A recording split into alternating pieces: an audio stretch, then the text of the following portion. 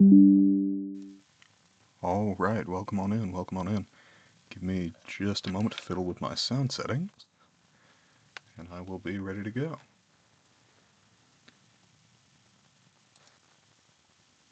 All right.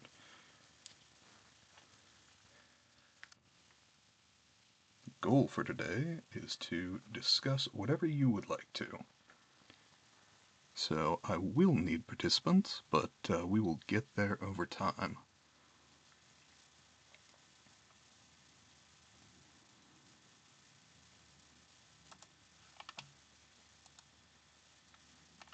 All right.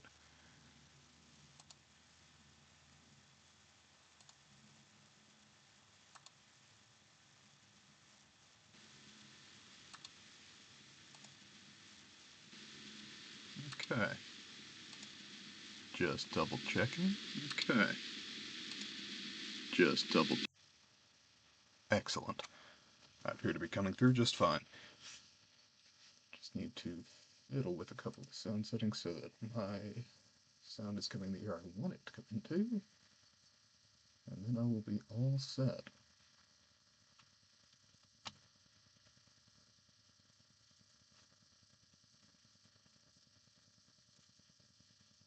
Alright.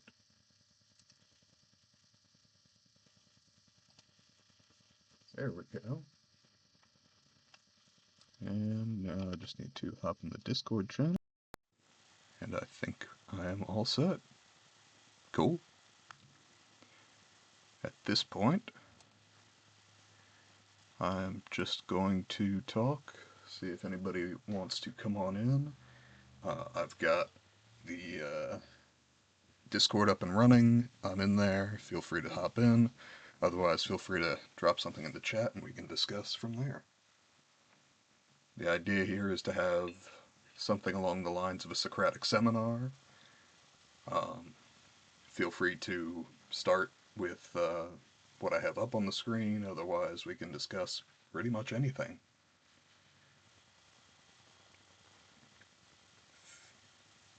All right.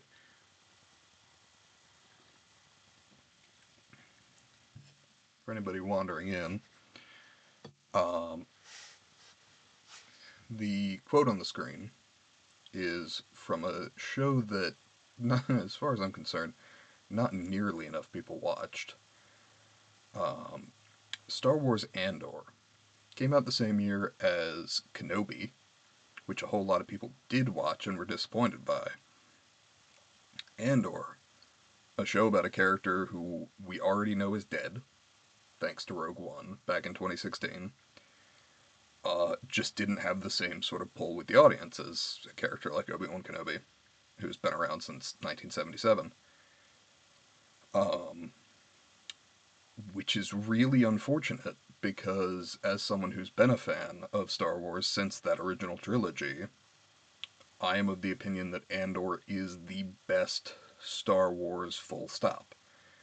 And this is coming from someone that's read over 100 of the novels,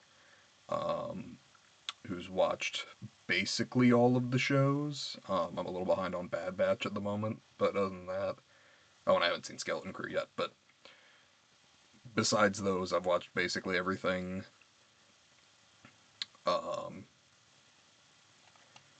I have watched all of the movies, obviously, and I found Rogue One is, as someone who strongly felt that episodes 4 and 5 were the best Star Wars, and depending on my mood for the day, a lot of people feel strongly that it's A New Hope, a lot of people feel strongly that it's Empire. Personally, I think they're different movies doing different things, and they're both about equally good.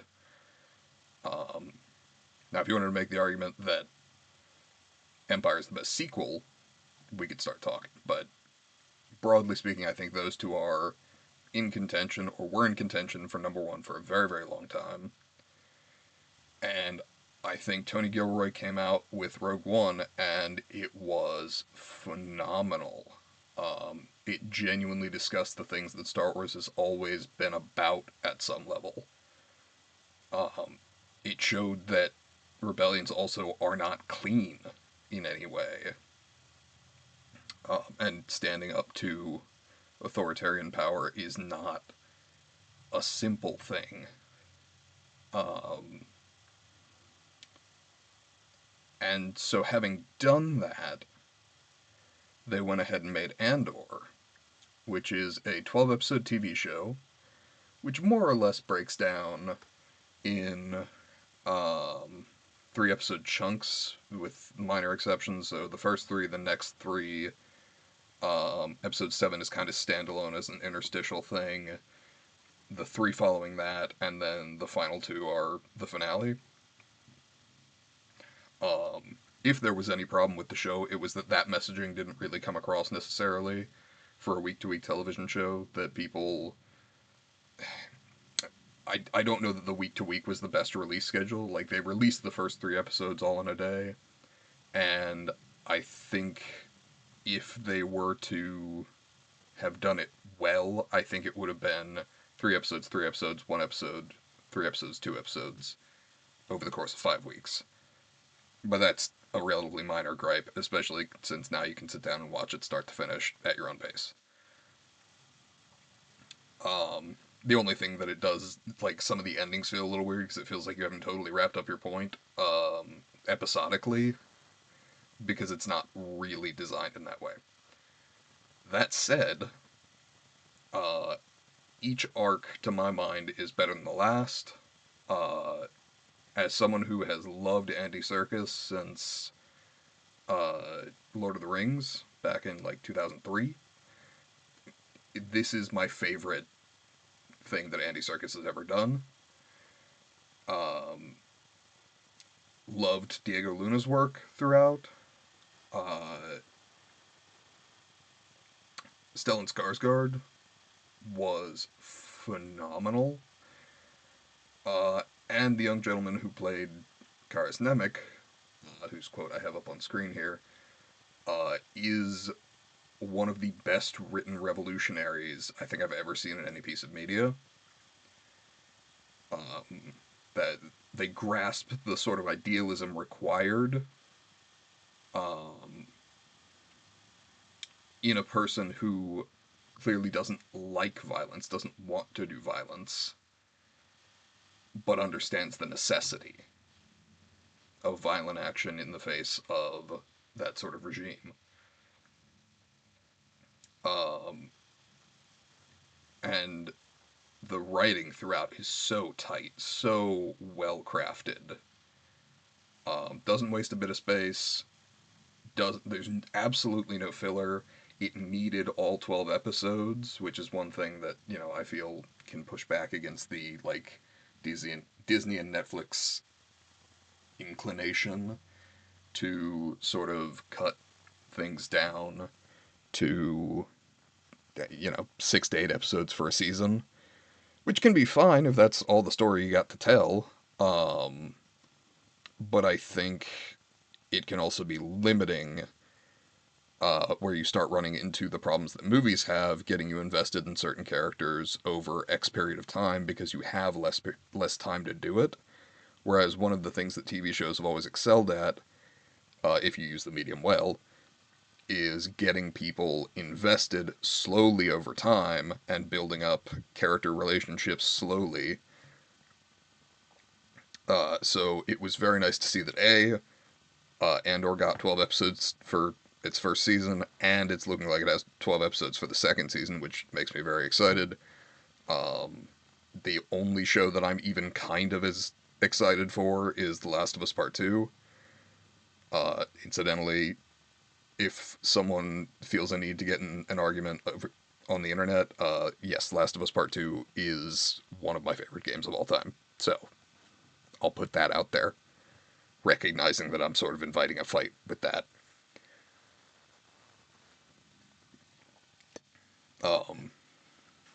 But Andor throughout, and I don't want to spoil anything because, like, if you're, watching this and you haven't seen it and you've got access to Disney Plus or whatever else, I cannot recommend it enough.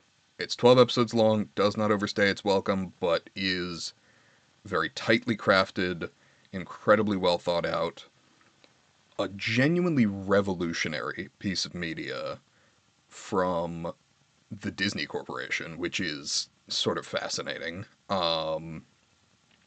Which also takes a stand against cultural erasure, which is a little hilarious coming from the Disney Corporation, but sure, I guess we take what we can get. So I'm inclined to say, if you have just finished something up or are looking for something to watch, uh, it is a TV-14 show. It pushes that boundary to my mind. Not due to like gore or anything. It's actually the few times that they really delve into some dark things. It's pretty tastefully done. But they also don't shy away from the kinds of things that an authoritarian regime are totally comfortable doing, and the justifications that they give to themselves for doing it. It's really, really excellent work all around. And they got, I'll say, stacked cast of actors, all of whom did great.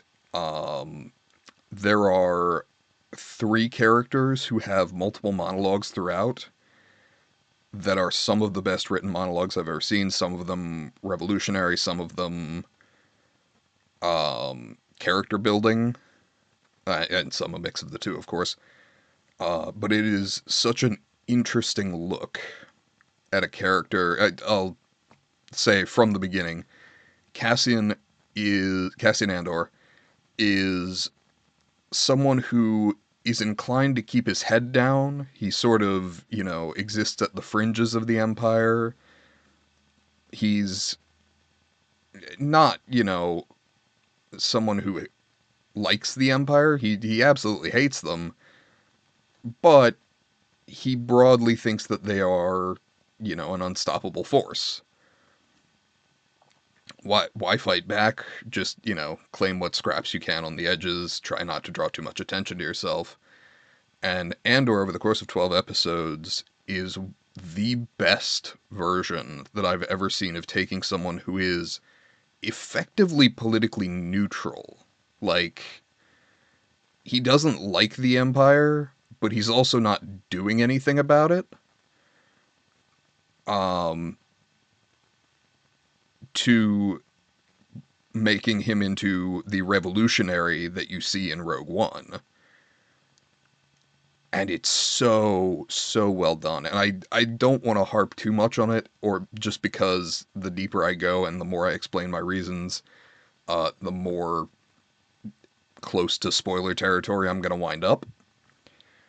So if you take absolutely nothing else from this, all I will say is go watch Andor. It is art. It is incredible anti-fascist art. I just was so pleasantly surprised and engaged in the show front to back.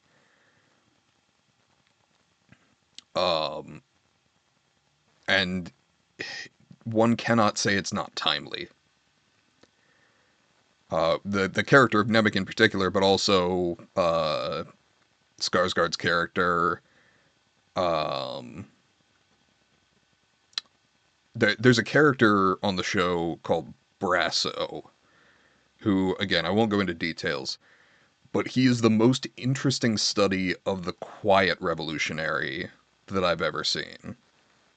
Like, he clearly is opposed to the Empire, he's opposed to everything going on, but at no point does he stand up and make a speech about it. He's not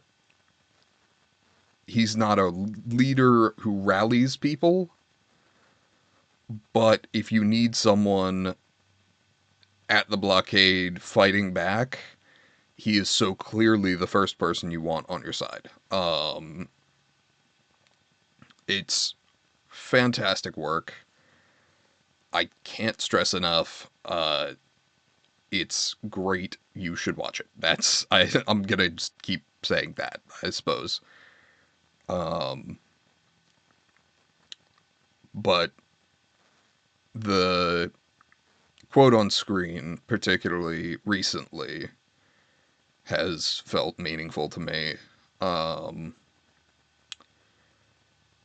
you see basically the sort of fire hose of falsehood coming out of DC these days, and I mean there's constant lying, constant problems that show up in the newsfeed every day. And honestly, I mean, I was pleasantly surprised by the Biden presidency in the sense that some actually good things got done. He spent more on infrastructure than anyone since Eisenhower, which is great because there was something like 70,000 bridges that were not rated as safe in this country. So I just, as much as like I appreciated those sorts of things about Biden, the actual thing, and I felt guilty for thinking it, but the actual thing that I appreciated him for on a day to day basis was not having to think about him. I, I didn't have to wake up and see what enormous gaffe or permanent damage to our relationships with our allies or insane tweet went out overnight that I now have to wake up, take in, understand, sort of digest, and then figure out, what can I do about it? And the answer is usually nothing. Um, most efforts are community based that are going to help people. But barring the sorts of things like a general strike, which most Americans aren't, food secure or financially secure enough to take time off to strike. Some of them do it anyway, which I immensely respect. But uh, it, as much as a national general strike would be impactful and would, send messages and resonate financially,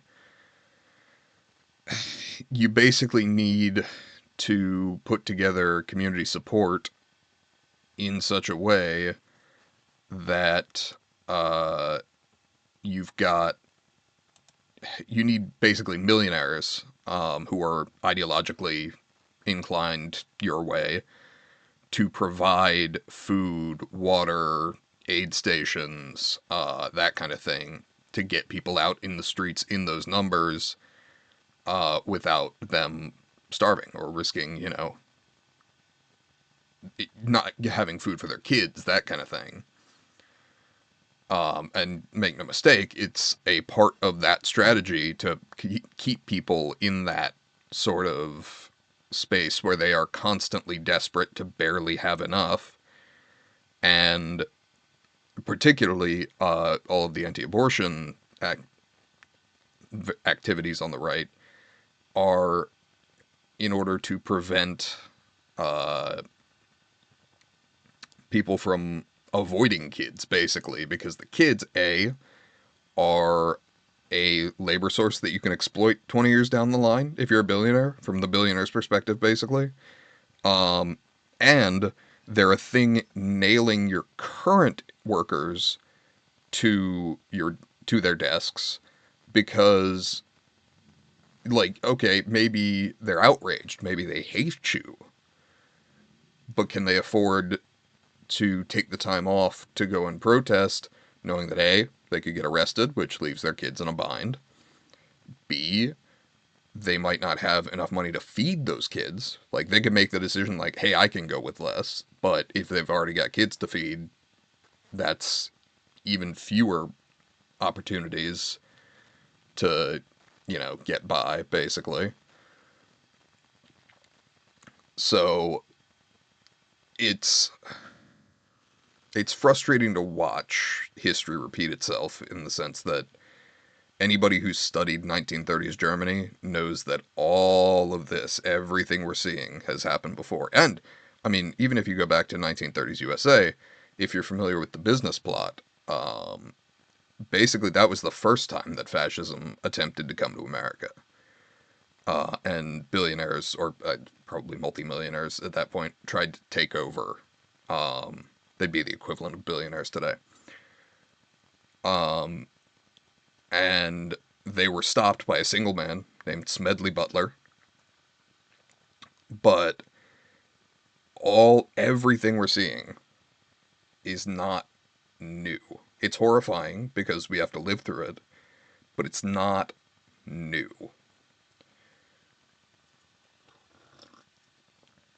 Now, the business plot was foiled by a single man.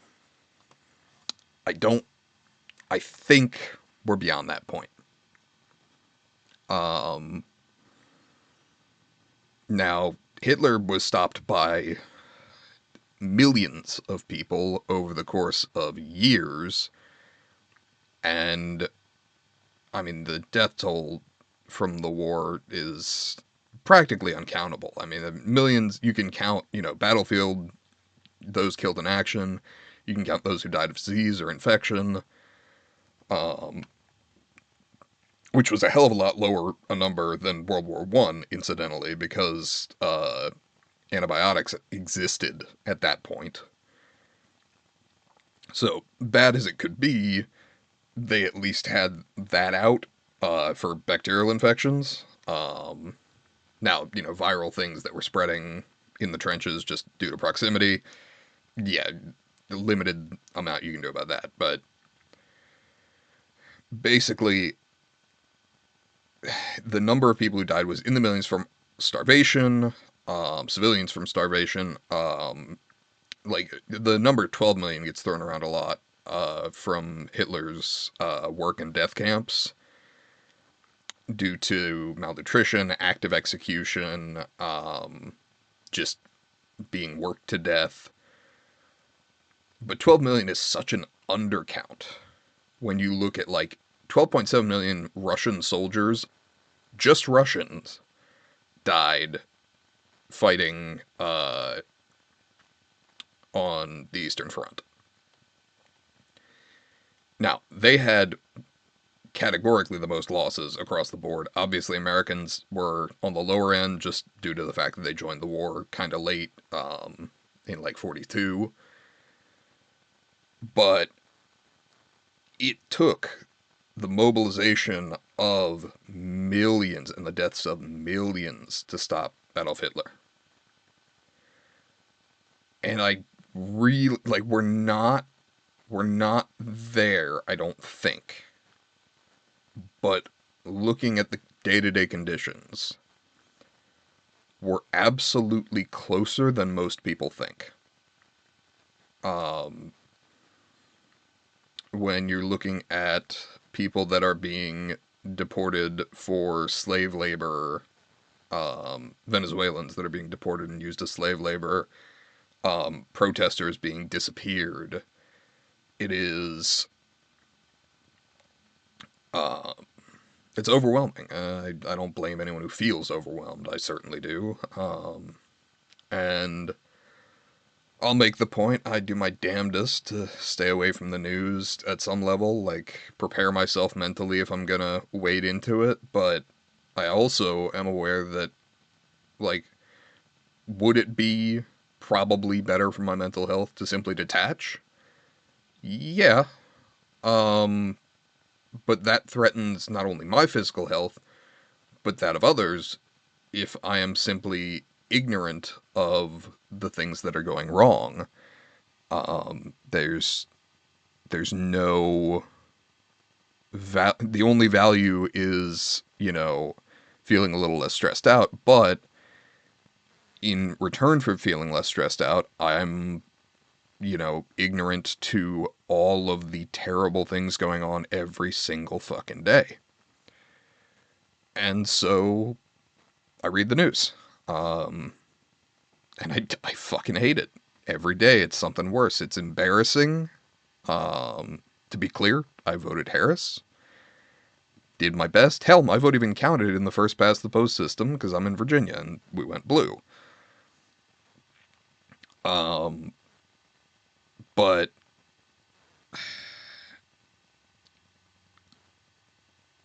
it's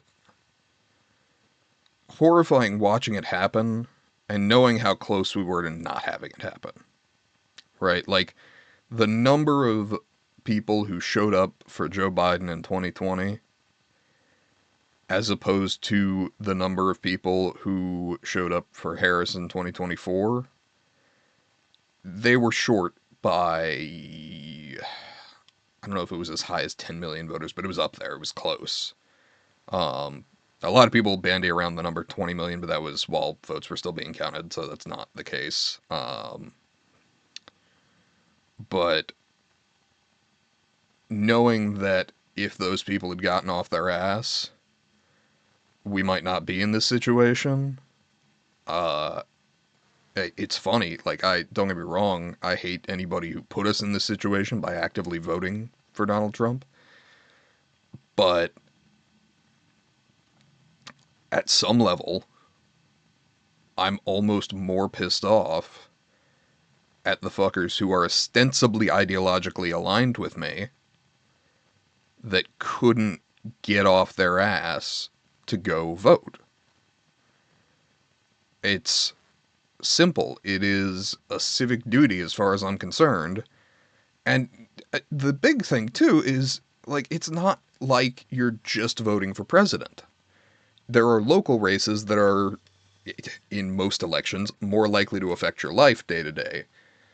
Now, this election, probably president was the most important thing on the ballot, because we've watched the president in, it's been, Jesus fucking Christ, it's been 60 days now,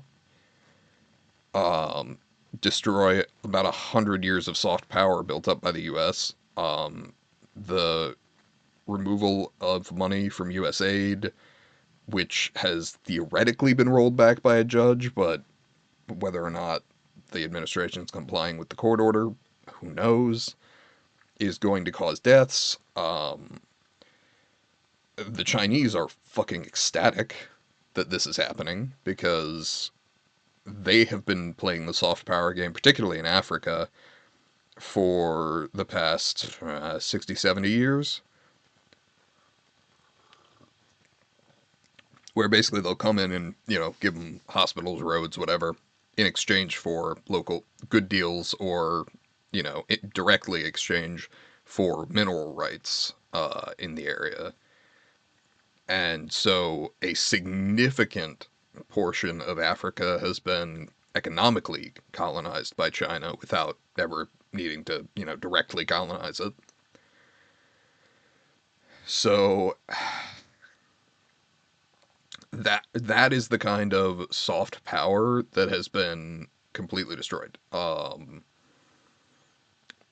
And the U.S. spent a very long time building it up and watching it crumble and pissing off all of our allies in 60 days. I mean, he pissed off all of our allies faster than that, but it's been 60 days. And the constant flood of new horrifying things. I mean, reopening the warehouses full of kids in cages on the border because he did it the first time. It was fucking horrifying. Biden closed them down, and he's like, well, I need to do the most evil thing possible here. So, I don't know. The the whole idea of the pace of oppression outstripping our ability to understand it is so clear, concise, and well written. Think about, for instance, the idea, the real trick of the imperial thought machine. It's easier to hide behind 40 atrocities than a single incident. So, Watergate was a single incident that rocked the nation. It was election interference on the part of the Nixon administration. People were up in arms. He was not impeached and removed because he resigned before that could happen. And Ford, in a move that I think was a bad one, set a bad precedent, pardoned him on the way out. far as I'm concerned, he should have seen prison time for that one, but didn't happen. And at the time, Republicans weren't just. I mean, there's always been a chipping away at the things that have been in place since FDR, but not an active destruction in the way that's currently going on now. And so that single incident shocked the nation, and action had to be taken to rectify it at some level, which in that case was Nixon resigning. But now you've got, I mean, Trump does something every day that if Obama, Biden, uh, Bill Clinton had done, any of them had done any one of these things, they would have been impeached and probably removed, because Democrats tend to actually hold their own accountable. And that 67 number that you need for removal in the Senate is actually reachable if you've got a Democrat who does something wrong. Whereas Republicans fall in line. So it's this constant barrage of incredibly terrible behavior that just it feels like there's nothing to do about it. And certainly without significant organization at a grassroots level, there can't really be a meaningful resistance to it, because as far as we know, he was legitimately elected. Now, there are some exceptionally suspicious quotes regarding how good Elon is with those voting machines and all that. I'm not going to deny that that's a possibility. It honestly, it would make me feel a little better if they had cheated to win. Well, more than we know they cheated. Musk's, lottery to have people sign up to vote in Pennsylvania and all that were, actively illegal, but whether or not the courts ever bothered going after that, certainly not under this administration. It happened, it was election interference, but the odds of anyone ever getting prosecuted for it are relatively low.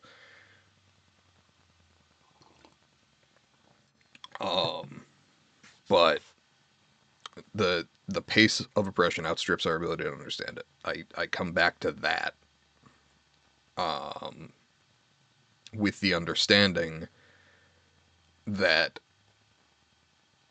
it's not just that they're, you know, terrible people. Like, don't get me wrong, they are. At this point, anybody working with Elon Musk is a Nazi. Because man threw up a couple Nazi salutes and continues to work with the party. Clearly, they're okay with it. And if you are working with a Nazi, you are no better. There is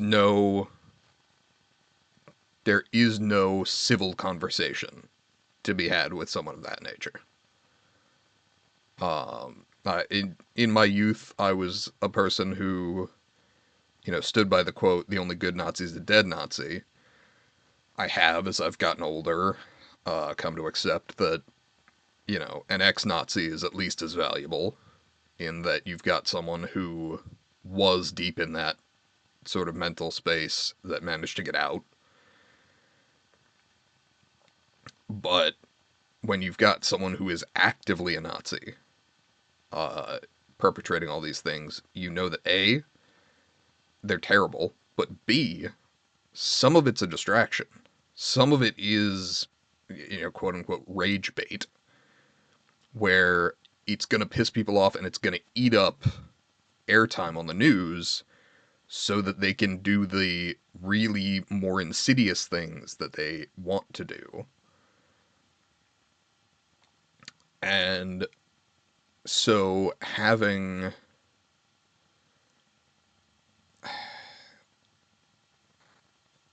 that fire hose constantly going is terrible and unpleasant, but it's also a strategy on their end.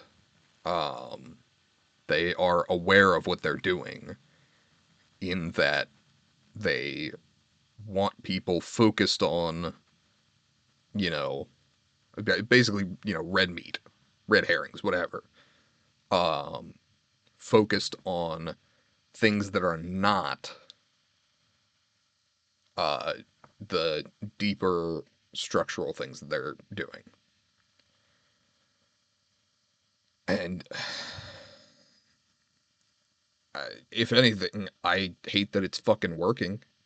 Um, Watching, Elon Musk be allowed into multiple places instead of stopped because he doesn't have security clearance for it, as the guards should be doing.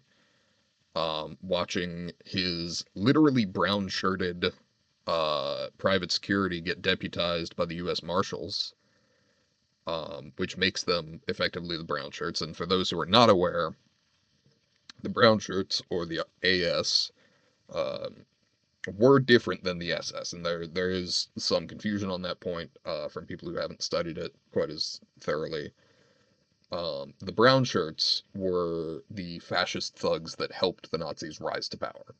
Um, they crushed dissent uh, by anyone who opposed the Nazis getting into a position of power. The Gestapo, or the SS, were established after the Nazis rose to power, and were closer to inquisitors, really, who would go out and do various loyalty tests, look for people harboring Jewish refugees, uh, execute, torture, whatever. Um, at the moment, that's looking more and more like ICE, Immigration and Customs Enforcement, given that they're actively disappearing protesters and that sort of thing. So there are parallels. History doesn't repeat itself, but it rhymes a whole fuck of a lot.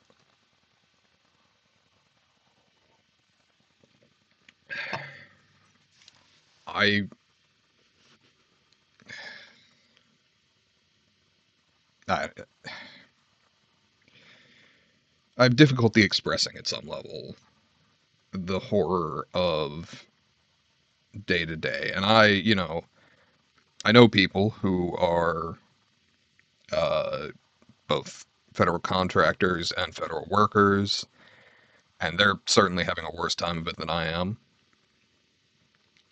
Um, but there's just there's nothing that really I feel can be done on my end. Um, I can raise awareness, but the news is there if people are interested. I don't know if there's an audience that I could be reaching that the news is having trouble with. I mean, the viewer count suggests not currently, but I, if nothing else, I feel a need to talk about it. And talking about it helps, rationalize, like, break down what's going on, what can be done about it. But it also, at some level, is not unlike, therapy, at least unloading it from your mind. Doesn't go away, but at the very least, you can, share that with someone else and they can share theirs with you.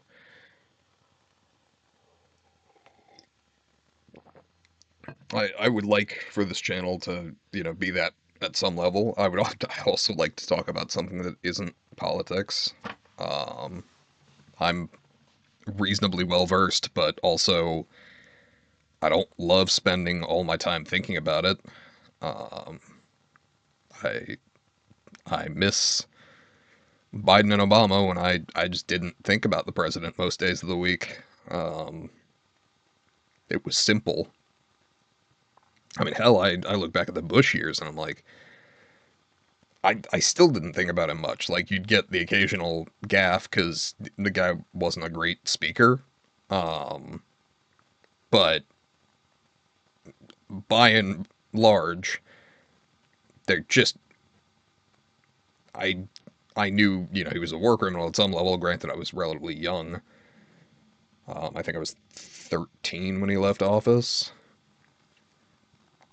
But I was, more politically aware than most kids. Thank my father for that one. Um,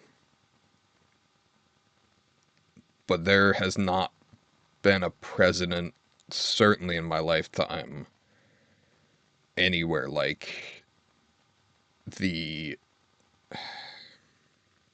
that requires anywhere near the mental energy that Donald Trump does. Um, Now, some people put him as worst president in U.S. history. I I think he's certainly viable for that. Um, and he's got far too much time ahead of him to make things worse. That he may end up there. I don't know that he is ahead of Hoover or Jackson at this point, but not for lack of trying. The only thing, like, given that Congress has rolled over and are letting the executive do whatever they want unchecked by Congress, at this point, the only thing left defying him is the courts. Um, and that that is certainly pissing them off. But at the very least, the judiciary is holding its ground. Um, Now, I'll admit, I've also been pleasantly surprised by Amy Coney Barrett. I get the strong impression we don't agree on much, but she has, at the very least, not been ceding judiciary power, and not been ceding legislative power to the Trump regime. So she's at least always so far been on what I consider the right side of the vote there, preventing the executive from doing illegal things. Now, to what degree they're following court orders, that's a whole other thing, but at the very least, we have one branch of government attempting to enforce checks and balances. Um,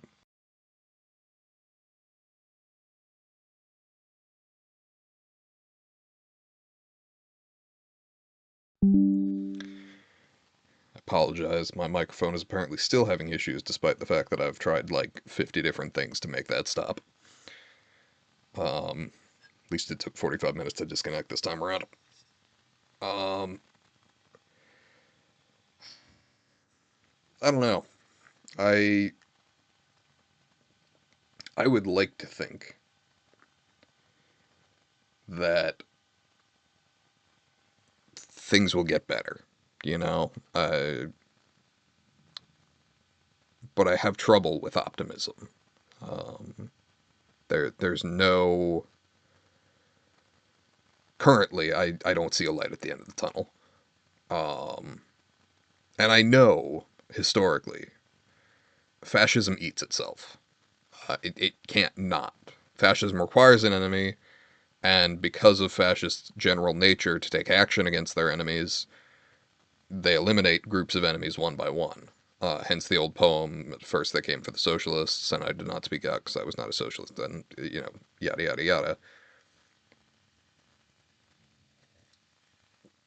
The point being, they have groups of enemies that they will go after generally pretty sequentially. They'll pick a priority target and go after them. But over time, you get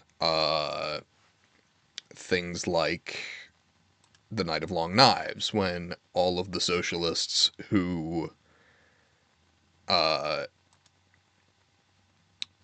assisted in, helping the Nazis rise to power, assuming that, the National Socialist Party was going to do socialism things, Night of Long Knives was when they were all killed off because they were no longer politically useful in helping the Nazis to gain power.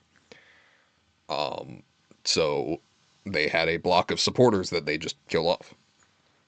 And the idea that a lot of Trump voters seem to have is that because they support the party, they are somehow immune from the consequences or actions of the party. And a lot of, Hispanics for Trump, Muslims for Trump are learning real quick that they're not. And I mean, if you want another historical parallel, there was a group in 1930s Germany called Jews for Hitler. Um, it sounds like a fucking joke, and they were looked at a lot in the same way that, people looked at Latinos and Muslims for Trump. Like, do you not understand that you're inviting the wolf to the dinner table? Um,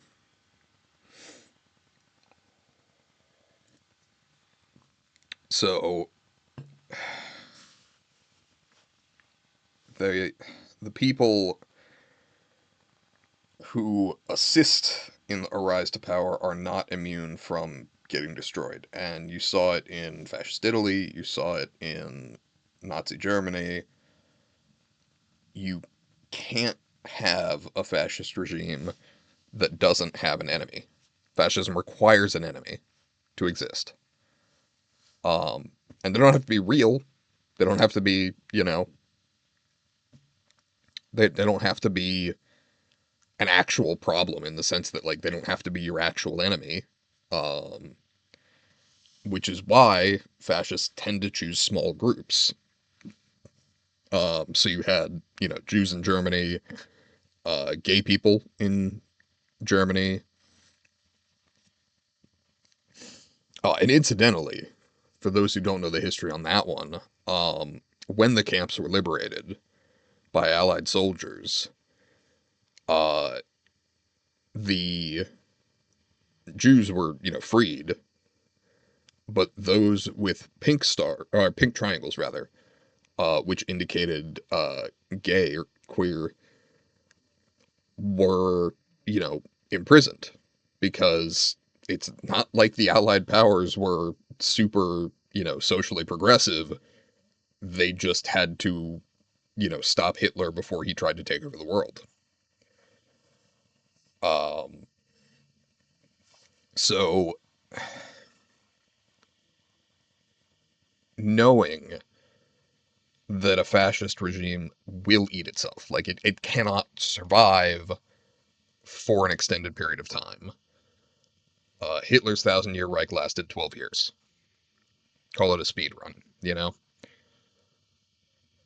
But the damage that occurred in those 12 years was not reparable because of all of the bodies left behind. Those people were still dead, even, the moment Hitler shot himself in the head.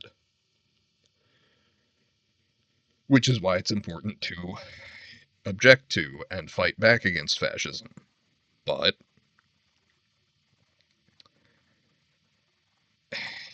there has to be some level of collectivist action taken. And that can't happen without careful organization, um, because, as we can already see with ICE disappearing protesters, this regime has no problem uh, doing illegal things to people who are vocally in opposition to them. Um, I I'm speaking quite freely here about my opinions, but I'm also aware that this kind of speech may be, again, illegally banned by this administration, just any criticism of Trump. It would not shock me if there was an executive order that fucking said that. Um, but there has to be a group effort because a single person can't stop this at this point. We are beyond the point at which a Smedley Butler can save us. We are at the point where theoretically a military coup might be in our benefit. Like, it's bad where we are now. Um, and so we've seen Congress cede their power to the executive um, with extremely, incredibly weak resistance from Democrats. Um, like, don't get me wrong, the Republicans are worse for doing the actions, but the Democrats are not impressing me as far as being the opposition party. So we're seeing, more and more power concentrated in the executive. The judiciary currently has not given up their power, and I'm inclined to think the military is not going to be likely to do so. Um, like the moment they try and declare martial law and use, I think the moment Trump tries to pull a Tiananmen Square is going to be the defining moment. Um, whether the military follows through or refuses to. And in China, they had to get soldiers from further away to carry out the massacre in Tiananmen Square because the locals, knew these people and didn't want to do it.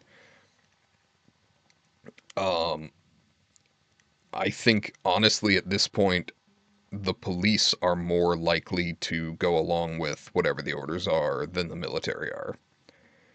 Because the military took an oath to Constitution in a way that local police forces don't tend to. I mean, like they theoretically do, but it's not as big and centralized as the military. So horrifying as it is to consider that a military junta may be in our benefit, I think we've hit that point. Like I think beyond this point is if the current party is not stopped, it just gets worse and worse. And people are saying, "Oh my God, 4 years of this," and I think there's absolutely no guarantee of that. Um, you know, Hitler did not give up power when he theoretically would have had to. Uh, Julius Caesar did not give up power when he theoretically would have had to. Like, this is not a thing that authoritarians do. Putin, for example, has been a problem since the late 90s. Like, it, the only way that Putin leaves office is in a box at this point. So, you know, to our benefit, Trump is old and not like healthy. There are a lot of old people and a lot of fat people. There are not a lot of old fat people. So that may catch up with him, but he's also got, taxpayer funded healthcare, best in the country. So whatever, might otherwise kill someone of his age, he might survive. Uh, and that's a problem in that a lot of this kind of can't happen without him. Like, clearly the man prefers to be golfing and only, went up for election to avoid prison time.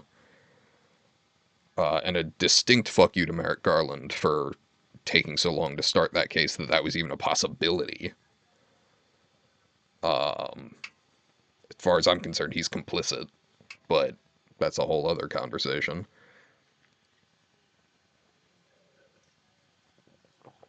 So is there something that could be done at this point by people? Yes. Are we likely to see that kind of organization in modern day America where we're so segmented, constantly pitted against one another, kept desperate, like desperately poor, like just enough that we can scrape by working enough, like way too much, working, multiple jobs often and working paycheck to paycheck.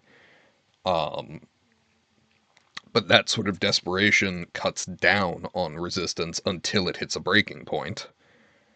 Um, and the current regime really, really needs those desperate people not to hit fuck it.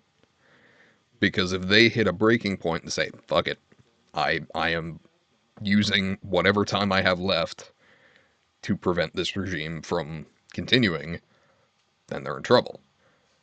Um,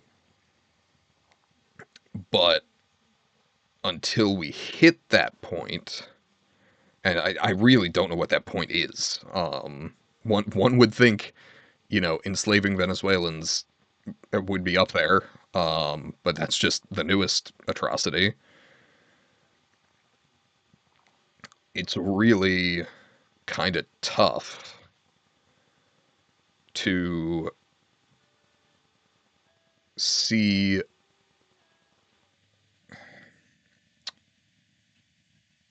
I mean, to see everything going on every day. Um, Knowing that the atrocity you read about last week is still happening, it's just not in the news today. Um, and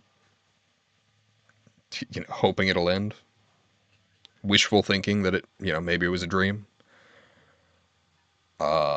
But I think we're not it's not that lucky. Could really go for you know waking up in the Matrix and having to deal with all of that instead. But you know, I don't know. I think you wake up bald in the Matrix. I'm pretty sure, which I prefer longer hair. So I think maybe not. But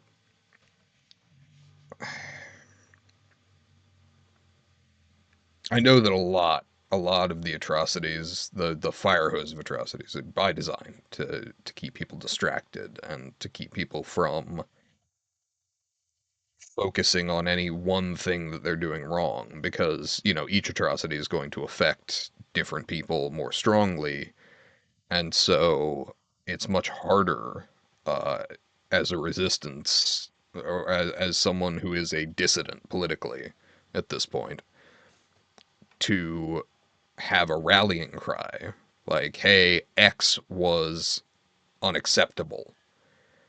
If the person who agrees with them but strongly believes that incident Y was more important and wants to make that the rallying cry, and person 3 is all worked up about incident Z, uh, they're all ideologically opposed to the regime, but with the number of incidents, it's like, what are you fighting against?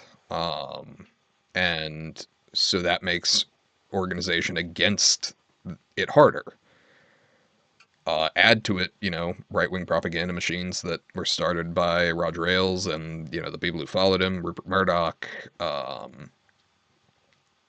who are active propaganda and known liars. And you know how we know that they're liars? Because they paid $778 million out to Dominion, who made the voting machines, for lying about them. Um, like that is a lot of reasons because that was a defamation case, and the truth is an absolute defense against defamation. And so they had to prove not only knowledge but intent, and they did. Like that, proving intent is absurdly difficult. Uh, and they did in a court of law, and Fox paid out all of that money, and for some reason were not dissolved. Because you know it pays to, or plays to the billionaire's benefit to have that sort of propaganda going day in, day out, trying to stoke sort of a culture war to avoid anybody noticing the class war that's been going on in the background the whole time. So you look at that and it's like, well, what can we do? Because functionally, a lot of Trump supporters are not living in the same reality, even. Like they don't know about all the awful shit Trump is doing because they've been led to believe that every other, source of news besides Fox, Newsmax, OAN, whatever, is all propaganda. Um, which is a hell of a lie to sell, frankly. Um, just, don't believe anyone else, just us. But it seems to have worked. And so, because Fox isn't reporting on these atrocities, these people don't know about them. And so then when you go, hey, this happened, and try and show it to them, they're like, oh no, that's propaganda or it's AI. I mean, that's the common rallying cry these days is, oh no, no, no, it's just AI. It's an AI video. It's like, well, AI really ain't that good at this point. I don't know if you've looked at AI videos recently. Most of them are not terribly impressive. Certainly not one on a scope that would allow for that kind of thing. But effectively, you're looking at a group of people who fundamentally do not see the world in the same way as you because they are being fed either misinformation or being stoked up about a culture war that they are vastly more invested in than anyone else is because nobody else fucking cares. Um, and so when you hear them spouting on about, DEI or woke anything, I will say there is a degree of efficiency to the bigotry of the word DEI because you have to contextually figure out whether you need to insert a misogynistic, a homophobic, or a racial slur because they use DEI for all three, um, which is undeniably efficient, but just means they spew it constantly. And so the first problem is convincing a lot of those people that they've been duped, uh, or convincing them that they need to care that they've been duped. Uh, and a lot of those people seem to think that even if, the things that are going on, like it's only happening to bad people, um, which is a lie that people tell to comfort themselves right up until they're the ones getting put on the train cars. So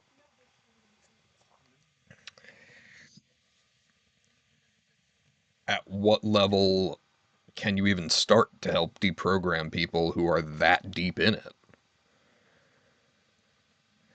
And I don't know the answer. I think, massive information campaigns are necessary, but even with those, you've got a lot of these people isolating themselves in echo chambers. Um, be that, their TV news or whatever sites they go to online or, Facebook groups that ideologically agree with them, many of which are full of Russian and Chinese bots, incidentally. More Russian than Chinese, but both. Um, so the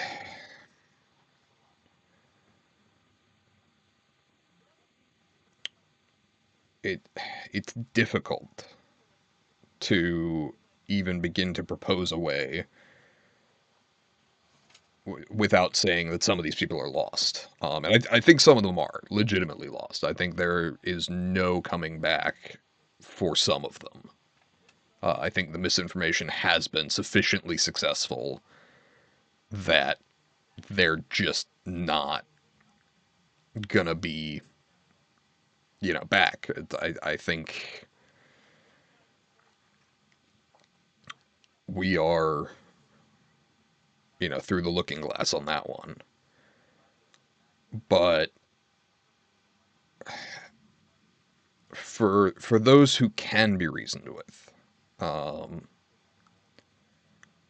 as much as it frustrates me, like I want to attempt to empathize with some of those who've been duped, not those who are fully aware of what they're doing. To be clear, um, for those who know and pretend they don't, fuck them. But for those who simply lack any ability to think critically about the information that is presented to them, what can we do? Um, and a lot of it's just like blocking Fox News on their TVs. But at some level, some of those people are not evil; they're misinformed.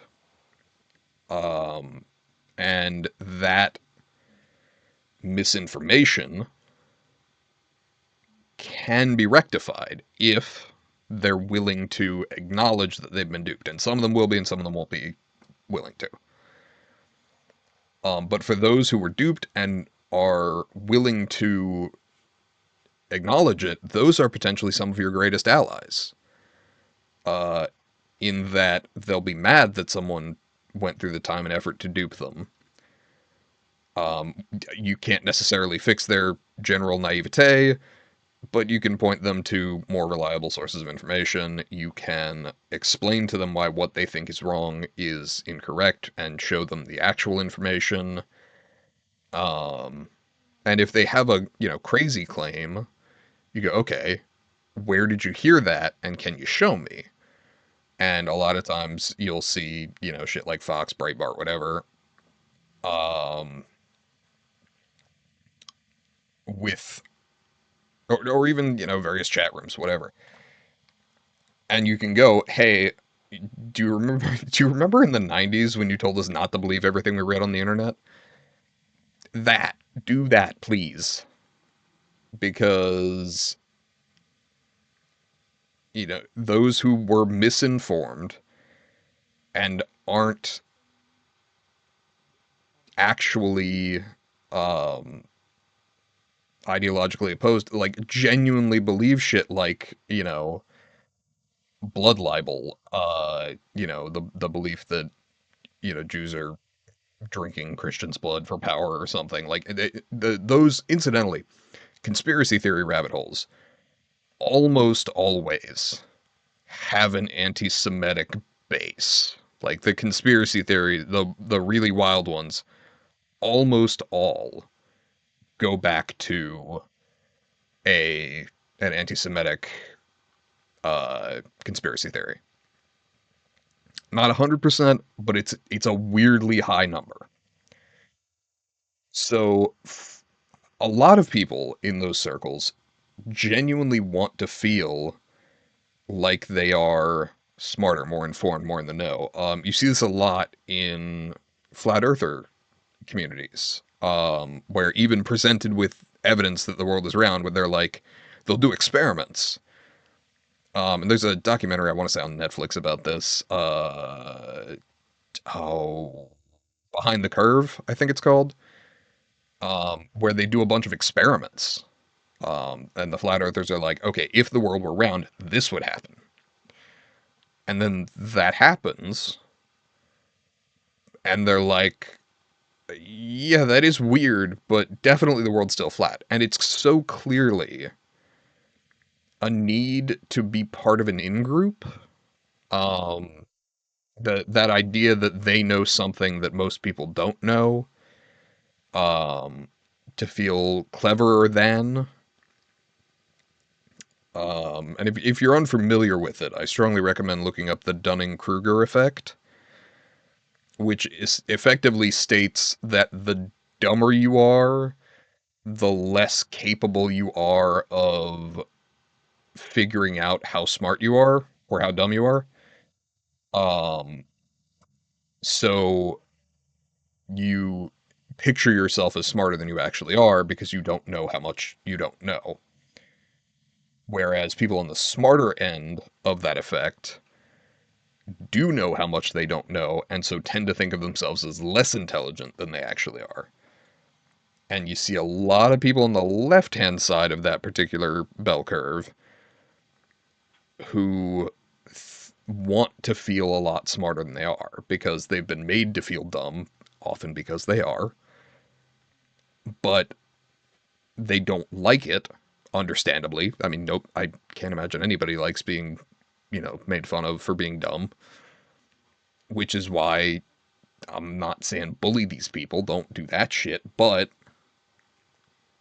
if you've got people in your life that have fallen into these rabbit holes and you can try and extract them and go, hey, you've been duped.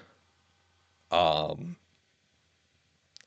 hey, don't play into the fantasy of the conspiracies, but like, hey, you have been lied to. Here is the actual information, and if some of them, not all of them, but some of them who aren't desperately lonely and looking for community or desperately in need to feel smarter than are willing to look at this information and back away from the harmful sort of rhetoric that they have been indoctrinated into. And can you fix any of this for these people? No. Um, they're adults. They, at some level, you're not going to be there to hold their hand the whole time. Um, they're likely to continue making dumb mistakes in the future, but if they can at least be warned of the risks of certain things, some of them can be turned away. I'm not talking like the deep MAGA core, we're never getting them back. But there are people on the fringes who are just low information voters, who saw something online, some, rage bait propaganda, who then, believed that, took absolutely no critical thought into it.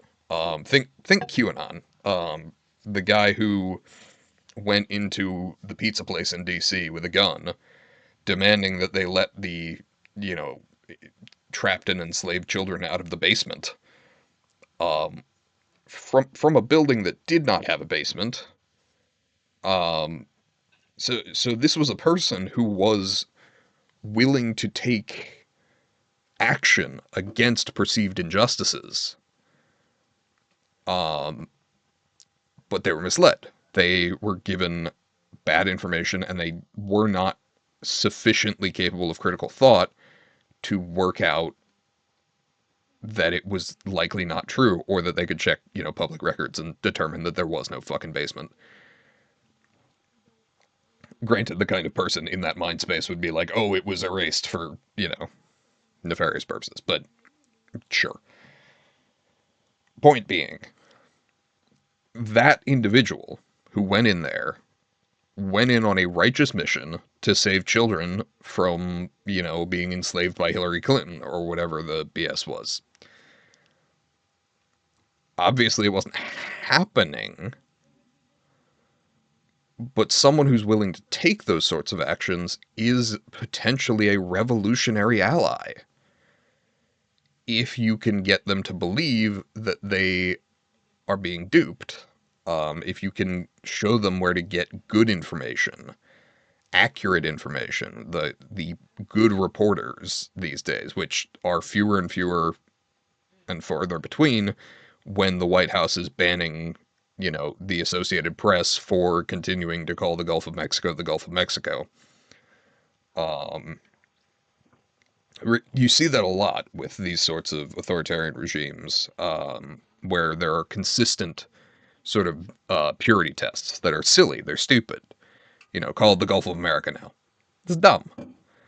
Or you know, the threat to rename Greenland to Red, White, and Blue Land. Like that is a stupid thing that fucking happened. But okay, it doesn't matter that it's stupid because the regime is using it to see how far they can push. And the Associated Press pushed back. They said, no, it's the Gulf of Mexico. And for that, they were banned from the White House. So those with journalistic standards are being further and further pushed out. Um, a ton of people, I don't know, for those familiar with the Fed News subreddit, um, you'll see reporters on there trying to get information from people basically on the front lines of what's happening, because that's where they can get, those are good sources, basically. Oh, lovely. The bot is back. Let me ban this individual real quick, and then I will get back to yapping. All right. Chatter banned. Uh, Done. Or rather, bot banned. Some, you know,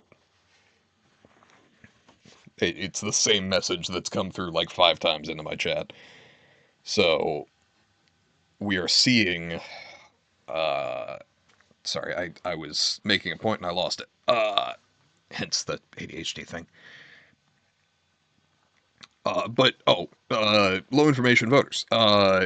So the idea that you've got people who are ready to fight injustices, but are simply being fed false information about injustices, means that if you can reach those people, those are potentially, you know, genuinely revolutionary allies. If you can get them off the drip feed of rage bait and hatred.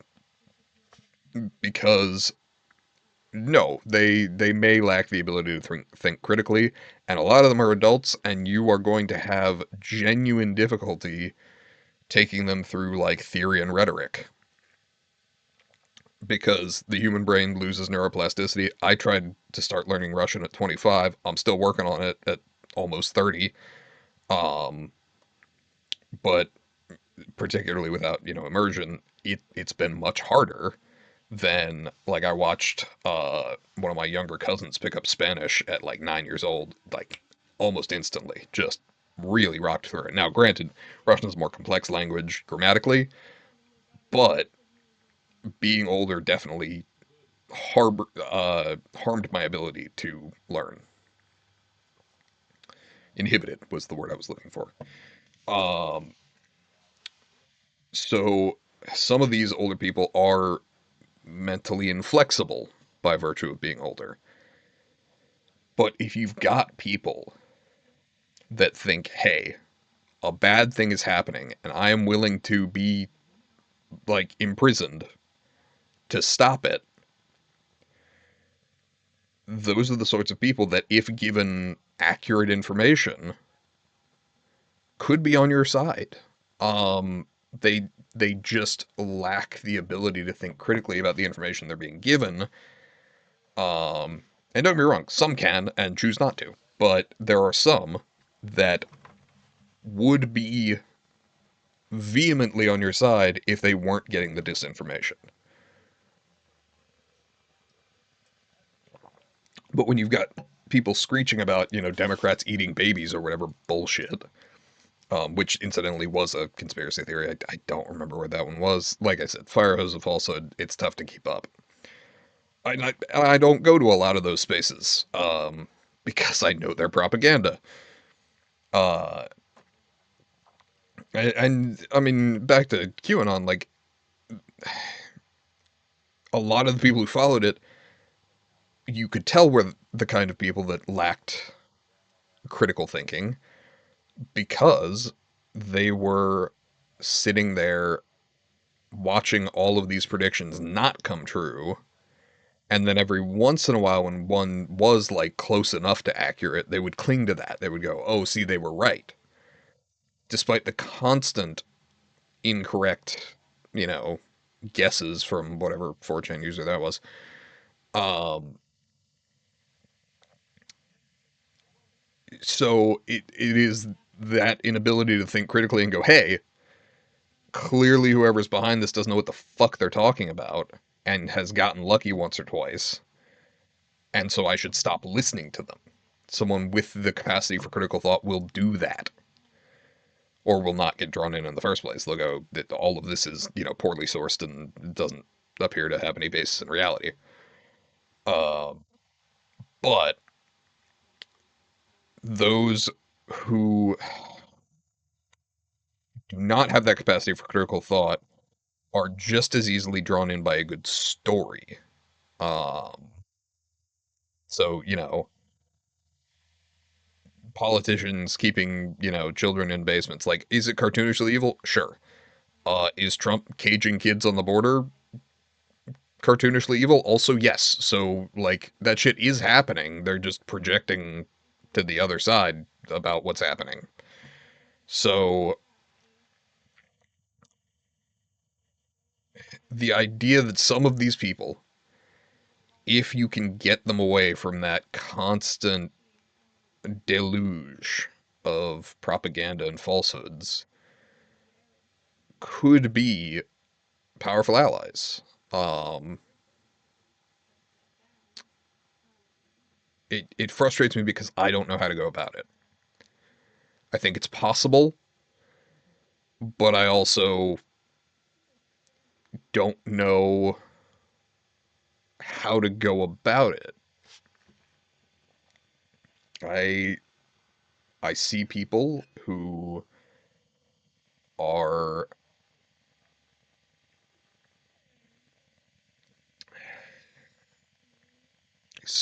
spewing falsehoods because they heard them and believed them, despite basically no evidence. And you go, this person's a fucking idiot, and some of them are. And you can't fix stupid, is the old saying, which, no, you can't, but you can at least steer some people who were misled towards information. Like, the whole idea, you can't reason someone out of a position they didn't reason themselves into. If they're the kind of person that is going to cling to the falsehood because they hate the idea of being duped, you can't help that person. But if you've got the kind of individual who is going to be mad about being duped, and you can show them, you know, a positive source of information, there's some hope there, that you could find yourself with an ally. An ally I would always watch my back around because clearly they're not that hard to mislead, but they're not necessarily all just bad people. Which is almost a shame because God, it would be easier if the enemy were a bunch of stormtroopers, which they may be about to be again, but faceless enemy, all unquestionably evil. Hooray, that's nice and easy to fight against. Um, but that's where, until things like Rogue One and Andor, Star Wars morality was always pretty black and white. Um, relatively, I mean, honestly, the kids Clone Wars series actually handled some of that gray morality like reasonably well. For a TV Y7 show. Um, but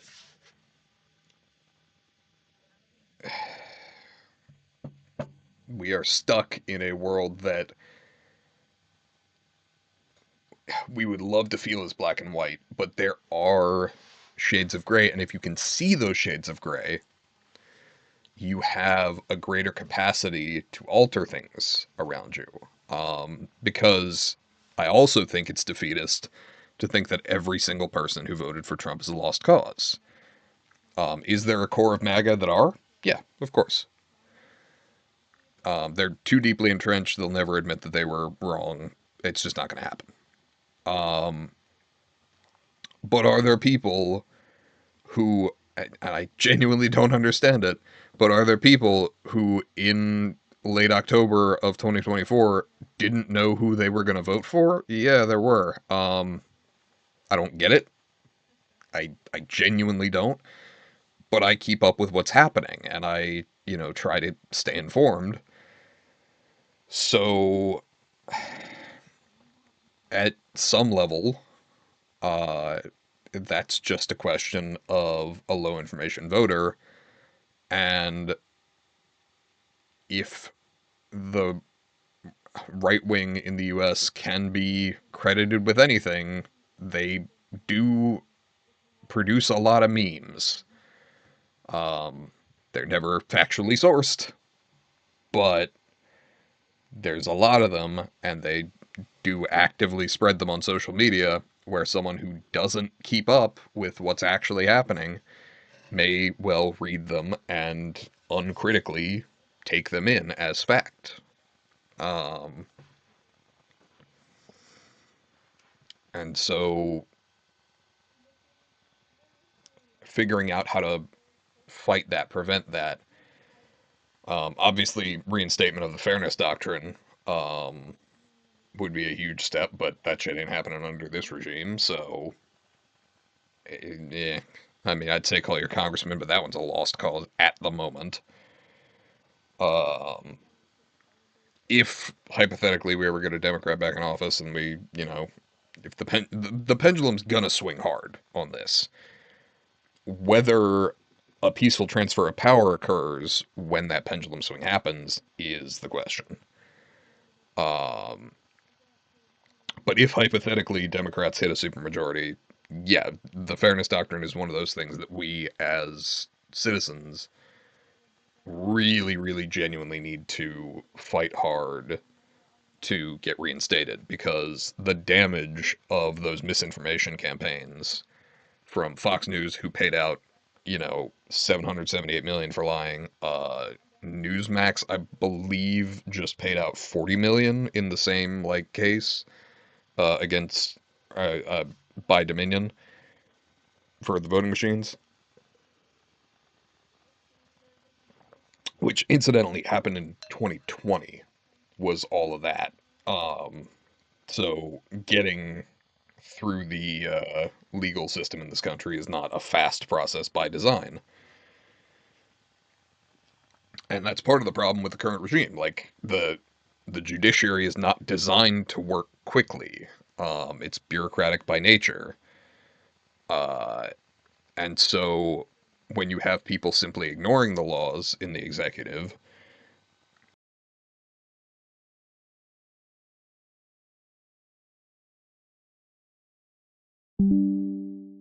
a slow process to fix everything that's being broken at record speed, because they're ignoring the laws because they know that there will be no punishment for not doing so.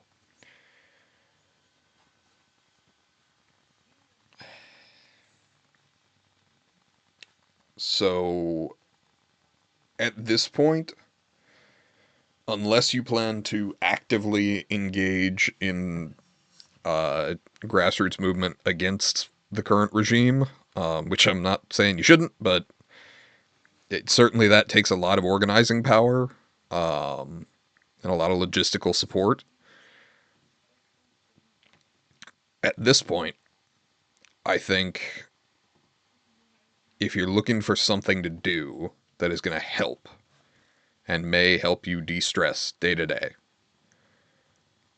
local food kitchens are always in need of help. Food pantries, rather.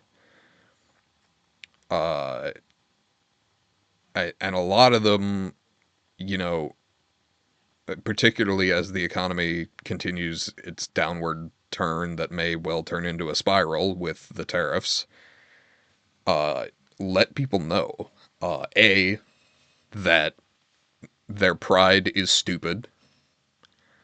It is absolutely foolish for some people who are going to become food insecure as the economy gets worse and worse, to think, hey, I don't need to, I can't go to the food kitchen. I'm, too much pride for that.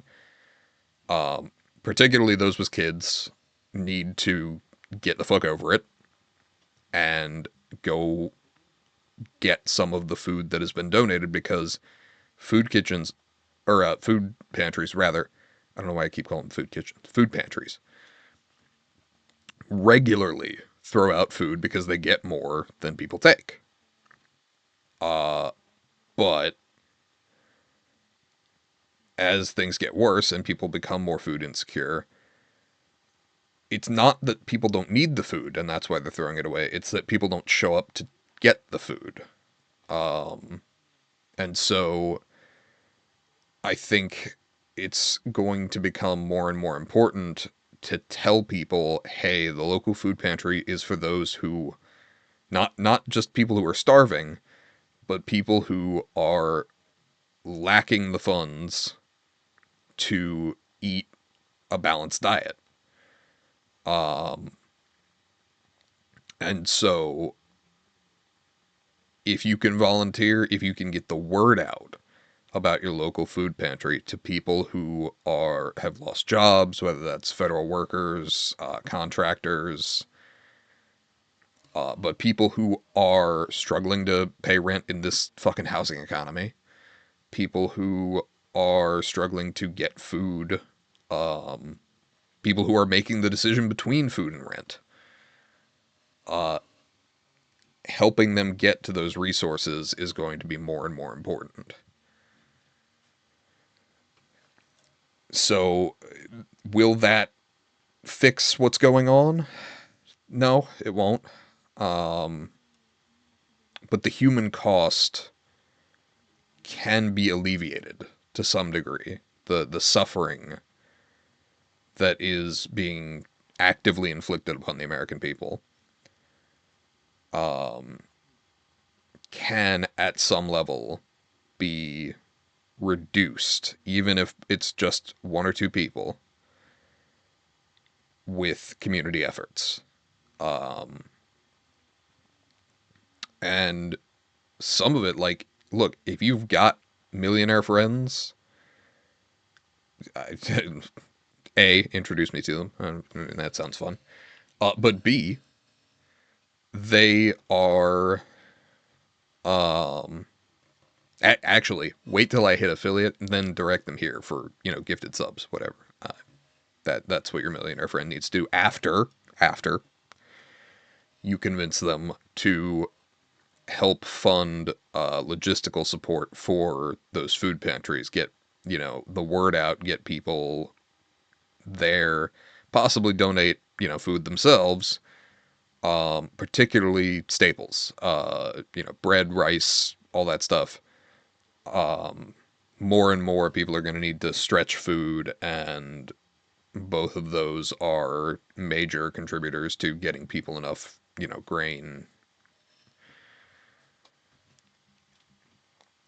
I'd love to be more help, but I think I'm of more value sort of talking to people. I'm physically disabled, so I can't, haul around big heavy bags of food. I'm on a cane, so I can offer a hand, but just the one. So discussion, I think, is my value. I can express myself reasonably well, and I know a lot about what's going on because I do my best to keep up with it. So there is some part of me that would like to see all of this happen, but it's really physically difficult for me to get up and do a lot of these things. Um,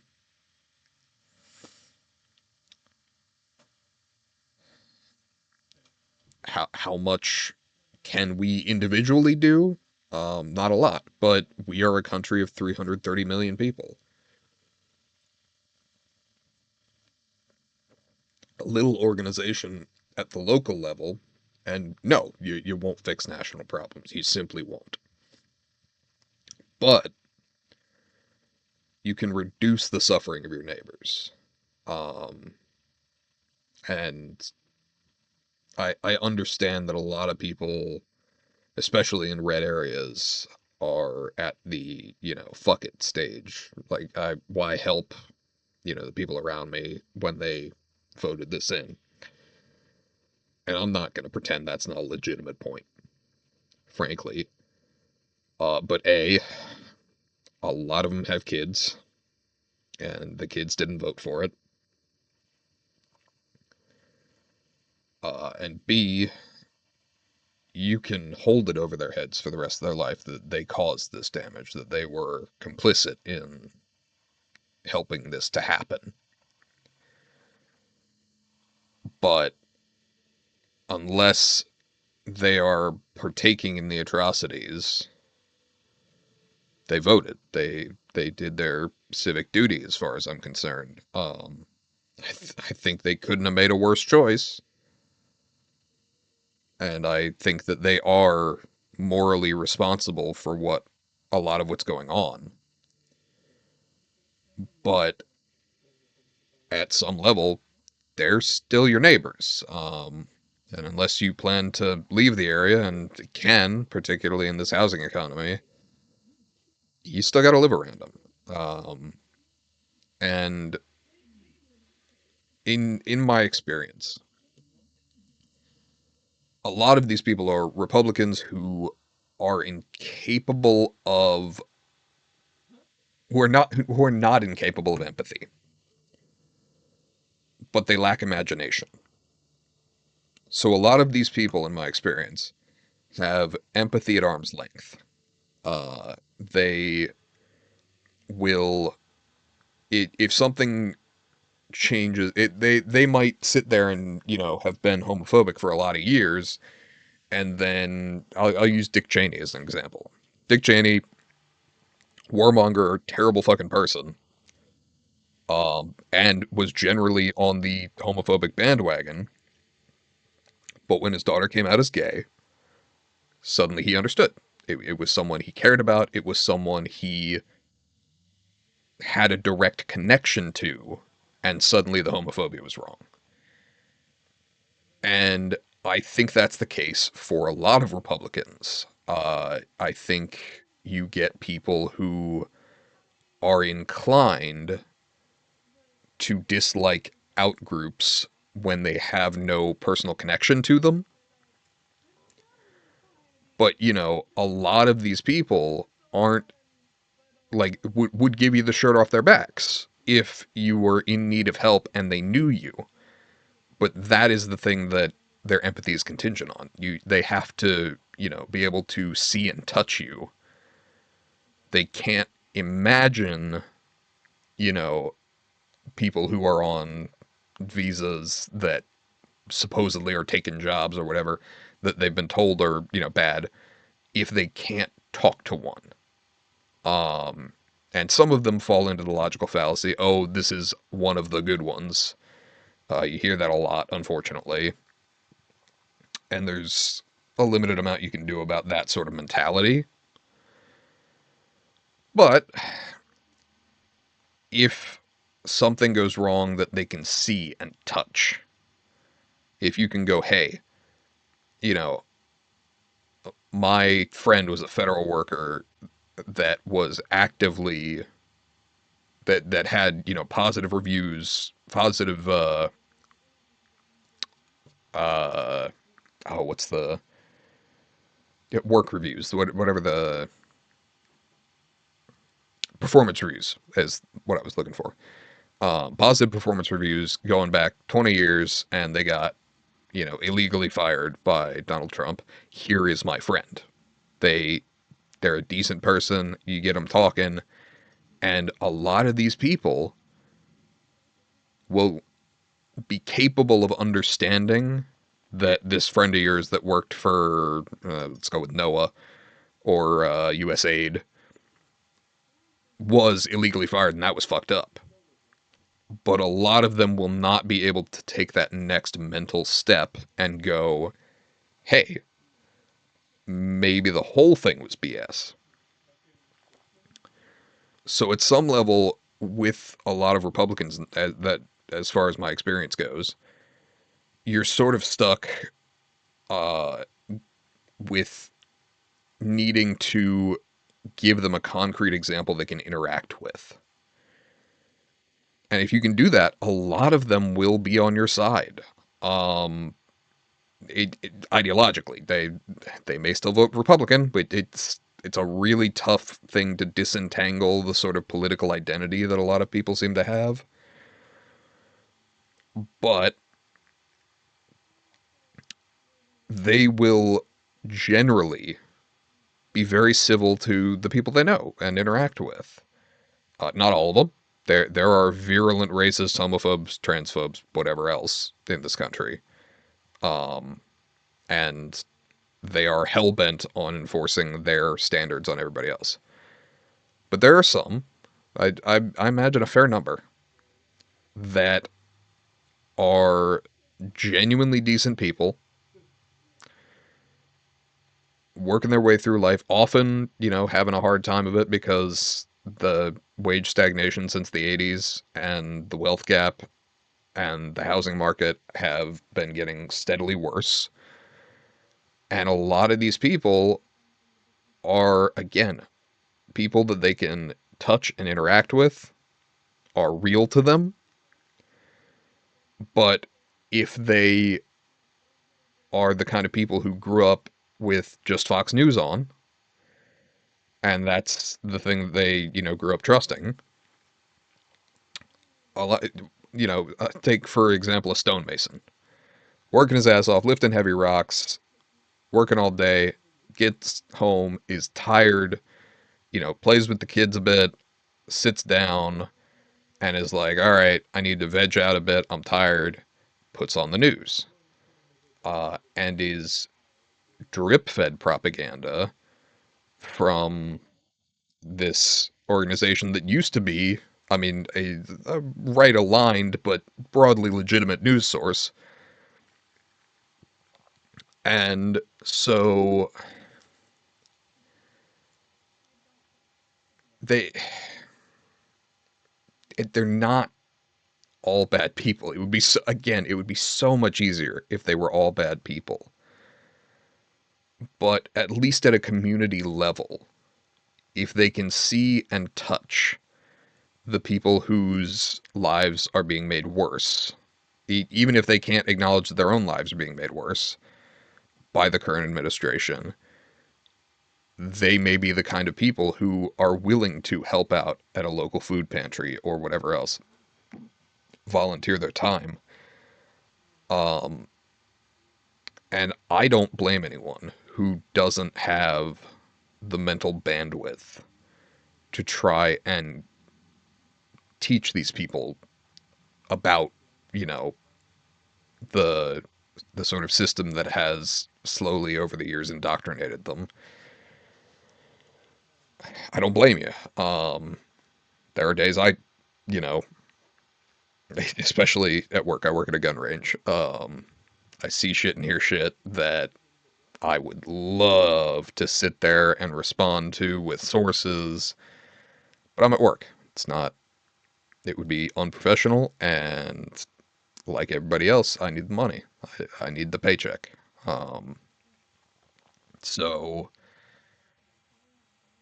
here I sit, listening to the drivel around me, and I don't correct it all the time. I usually don't. Certainly if there's a customer in there.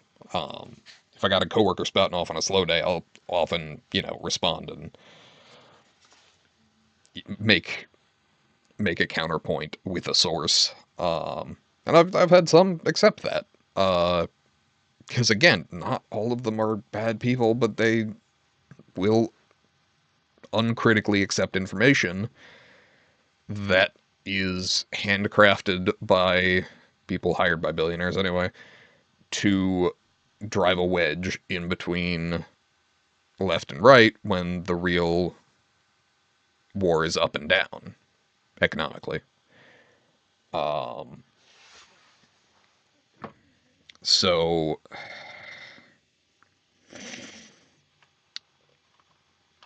like, what can be done is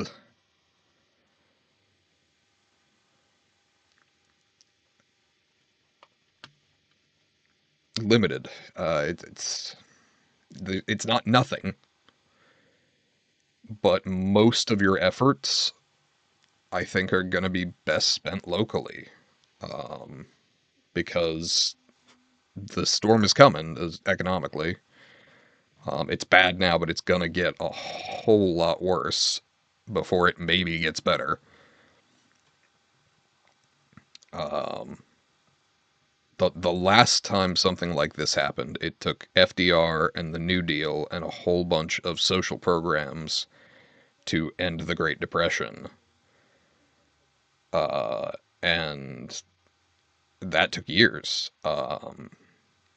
So for those of us who are more or less stuck in the country, weathering it, I certainly don't have the money or the resources to, move to one of the various Scandinavian countries that I would love to live in. I like the cold, I like the dark. But, and I would love to live in a country where healthcare isn't going to bankrupt me. Uh, but given that I'm stuck, more or less, what can I do?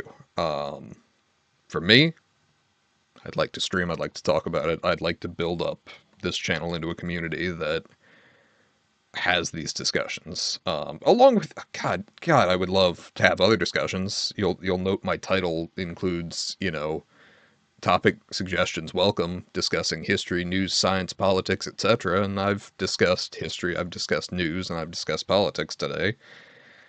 Um, but I would love to have some more chat interaction or interaction over Discord with people who want to talk about these kinds of things. Uh, because I love the sort of philosophical points you can draw from other perspectives. Um, I enjoy that the Socratic seminar sort of style. Those were always the classes I did best in, certainly in college, because I was interested. Uh, and so I'd like to build a community of like-minded people who are also interested in having discussions about various things. Let's discuss philosophy sometime, because a lot of my brain space is taken up with the current political events, and a distraction would be so appreciated. Hell, let's talk about gaming sometime. I enjoy video games, played a lot of them. Let's do it. But here I sit, uh, currently with a pretty small group of followers. I appreciate all of them, but they're not here for every stream, and so the current interaction is limited. Um, but the more I can build it up, the more inclined I am to try and get people to come in, talk to me. Not unlike a radio show. Um, to have people call in. Now, Discord is easier, and let's do it. But if we can talk, I think we can manage problems. The first step is understanding problems. And so one, it's not like I know of every problem out there, so having people call in and go, "Hey, here's what's going on with me." Even if it's like, "Hey, I got a trauma dump for 10 minutes." Go for it. Let's talk. I would like to be here to support and help. Even if I'm just a faceless voice on the internet that you can bounce off of, I'd love to be that. Um, I'd love to have people in chat to discuss the topics as well. I would love to have a range of topics. I would love to learn things. I would love to have people come in and go, hey, what do you think about this thing? And I go, hey, I've never heard of that. Let's learn about it together. And, pull up Wikipedia or news articles or whatever about it. Um, I would love to have a community centered around discussion and learning. Um, Probably with some games every now and then. Um, but given that I'm running this setup on a laptop, probably nothing brand new. That said, I could maybe run, some of the fun stream games if I've got people who want to hop in with me. Repo looks like all kinds of fun, and I haven't messed with it. I haven't purchased it. But I I think this can be a place that can help some people, unload whatever's going on with them. You know, consider me your Samwise Gamgee.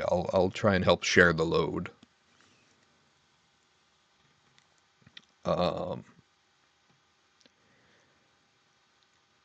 but I also think that this can be a place that people can really start having discussions and seeing new perspectives. And I think that various perspectives are incredibly valuable, which is why I'm always frustrated at the constant erasure that this administration has been doing, both on the Arlington National Cemetery website and various other government sites, of any accomplishments by women, any accomplishments by non-white men. Um, the Navajo Code Talkers were taken off of the Arlington website, and there was a Black Medal of Honor recipient that got some backlash when they removed him, but they restored him. That was clearly a like, how far can we take this kind of thing? But the Navajo Code Talkers still haven't been put back up on there, and they were one of the reasons we won the Second World War. Certainly in the Pacific Theater. For those who are not familiar, the Navajo Code Talkers were, yeah, and it wasn't just Navajo, but there were various Native American individuals who would, instead of sending coded messages, would just communicate in their native tongue, because the Japanese had nobody who spoke it. Uh, so it was a way to send secret messages in basically plain language. You just had a limited number of people who could translate it. And then, I mean, they were heroic in their efforts in the current administration because they were different. They were not white men.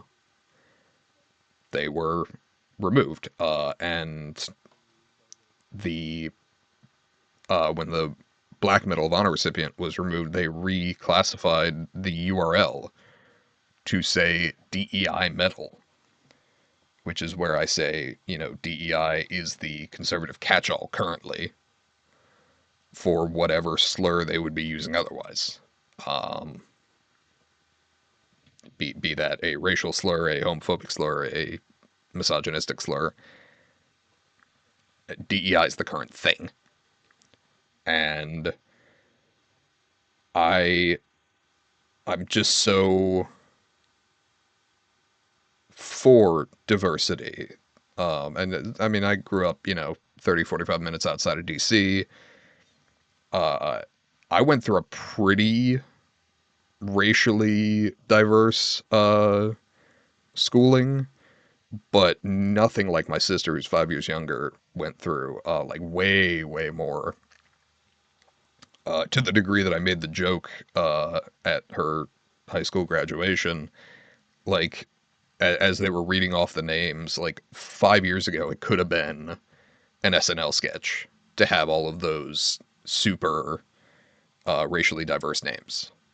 Um, and I think it's of such value to have those different perspectives and have different people with different skills and different ideas working together, because that's how you build things as a society rather than tearing them down.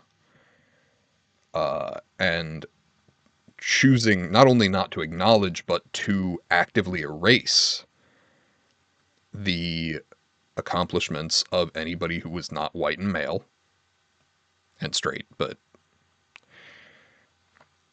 the primary things are white and male currently. Um, Obviously, anybody openly gay they'd be going after, but anybody who was openly gay at the time generally wasn't getting medals; they were getting arrested.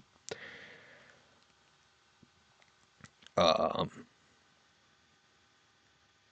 so I, if anybody ever calls this channel DEI, I'll know I'm doing my job right, because the goal is diversity. I want diversity of thought. Now, because I feel the need to clarify, this is not and will never be a safe space for the intolerant. Um, Anybody espousing bigotry is going to be shut down pretty hard here. Um, Anybody who rolls in with a, 1488 in their username is just getting banned. I ain't dealing with Nazis. You let If you let one Nazi drink at your bar, it's now a Nazi bar. Uh, so I want to have discussion and have disagreements and, discuss those disagreements, but I will not at any level allow bigots to come in here and run roughshod, because the trouble with tolerating intolerance is that you put all of the power into the hands of the least tolerant members of your society. So I am well aware that having a channel in which discussion of various topics is the goal is going to lead me to need to moderate the community pretty carefully. And the thing is, I want people to come in and disagree with me. That's great. That means they have a different perspective. Now, whether that's they have more or less information than I do, or simply think differently. Um, I mean, hell, I'll sit here and discuss the trolley problem with people. I never had trouble with that one, but some people really do. And I think it's like a very interesting philosophical check, basically, of like who you are as a person. Um, so I would love to have people in here having discussions with me. I'm more than happy to have disagreements, but there will be no tolerance of any kind of, hatred, bigotry, intolerance. Disagreeing with someone here is always fine. Disrespecting them is absolutely not. Um, so I would love to build a community around those ideals, promoting uh, diversity of thought, diversity of ideas, diversity of perspectives. Um, I always that the whole DEI thing. It's so telling that, to my mind.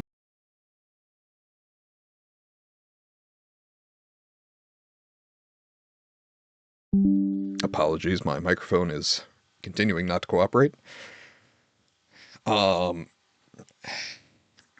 it's always been telling on themselves, the insults that right wing reactionaries use. In my youth, it was bleeding heart liberal was the common one. Um, and they're basically going, haha, you have empathy for other human beings, which really feels like a self report to me. Same thing with woke. The whole idea in black subculture of woke was, hey, you are aware of the various problems and injustices plaguing the society. So when you get conservatives who are using woke as a derogatory term, again, massive self-report. And same thing with DEI. It's people going, hey, I would be okay with a segregated nation. So that being pro-segregation is kind of a wild take as far as I'm concerned, particularly in the year 2025, but here we fucking are. And I, honestly, if you're okay getting punched in the face, anybody who says DEI around you, ask them why they're pro-segregation. Fair warning, that may not end well for you. But whoo boy, will it rile them up. And hell, maybe even make some of them try and think critically about the words that they're saying. No guarantees there, but you can try. Hell, you know what? Don't do it to a stranger. If it's a friend, may do that. Confronting people in public may not go well, is all I'll say. So those are my aspirations for the channel anyway. I would like to have a sort of open forum. Everybody come and talk in the amphitheater. I am not Greek or Athenian or anywhere close to genetically related to that, but a lot of the ideals, I think, can be quite valuable. Now, don't get me wrong, slavery was legal and common in ancient Greece. Not cool with that. Don't mistake me. I'm not saying they had it all right. But there were ideals that I think have been built upon since, and philosophies that were discussed that I think are still valuable to this day. And it really is the discussion, I think, that is of value to me, at least. Provoking thought from different people with different perspectives. And if I can build a sufficient community to exclusively be doing just chatting, with maybe the occasional game, that's kind of my goal. But it does require input from the community. And I'm not saying that I don't ever want anybody to lurk here, because, again, if I've got sufficient people to be having conversations with, making those points, I think having that on in the background as food for thought is hopefully quite valuable. So no objection to lurkers, but it would require, to have the community I'm envisioning, it would require at least several active participants per stream. I'm hoping I can get an audience to that point. I'm having a bit of trouble with self-promotion at the moment because I have a shorts channel for YouTube that I'm, cutting clips out of things, and I can't verify because I verified already for the VODs channel and a different channel that I'm hopefully going to be putting up videos on called History After School. Working on a video about John Brown at the moment, but like a video essay kind of thing. And because I verified 2 accounts, they're like, nope, you can only do 2 accounts per year on a single phone number. So I need to figure out a workaround on that so that I can hopefully help promote the channel, grow the community, and have some of those conversations that I'd like to. I certainly appreciate anybody who is listening to this, whether it's, the VOD a while down the line or if I've cut any of this out for shorts. But the goal of this channel isn't for me to be, the only one talking. I know a lot of just chatting people are interacting exclusively with the chat, while they're the only ones talking, and some of them have like text-to-speech messages, which I may eventually look into. To be perfectly honest, I'm relatively new at Twitch, and I don't have a ton of experience as far as what can be applied to a channel. The only thing I've really messed with is a website that helps put the chat on screen. So how it's going to work out, I'm not sure, but certainly I'm hoping to have the kind of community where and if it were to get big enough, I would need to, make it a private Discord channel that I could individually invite people to at the time.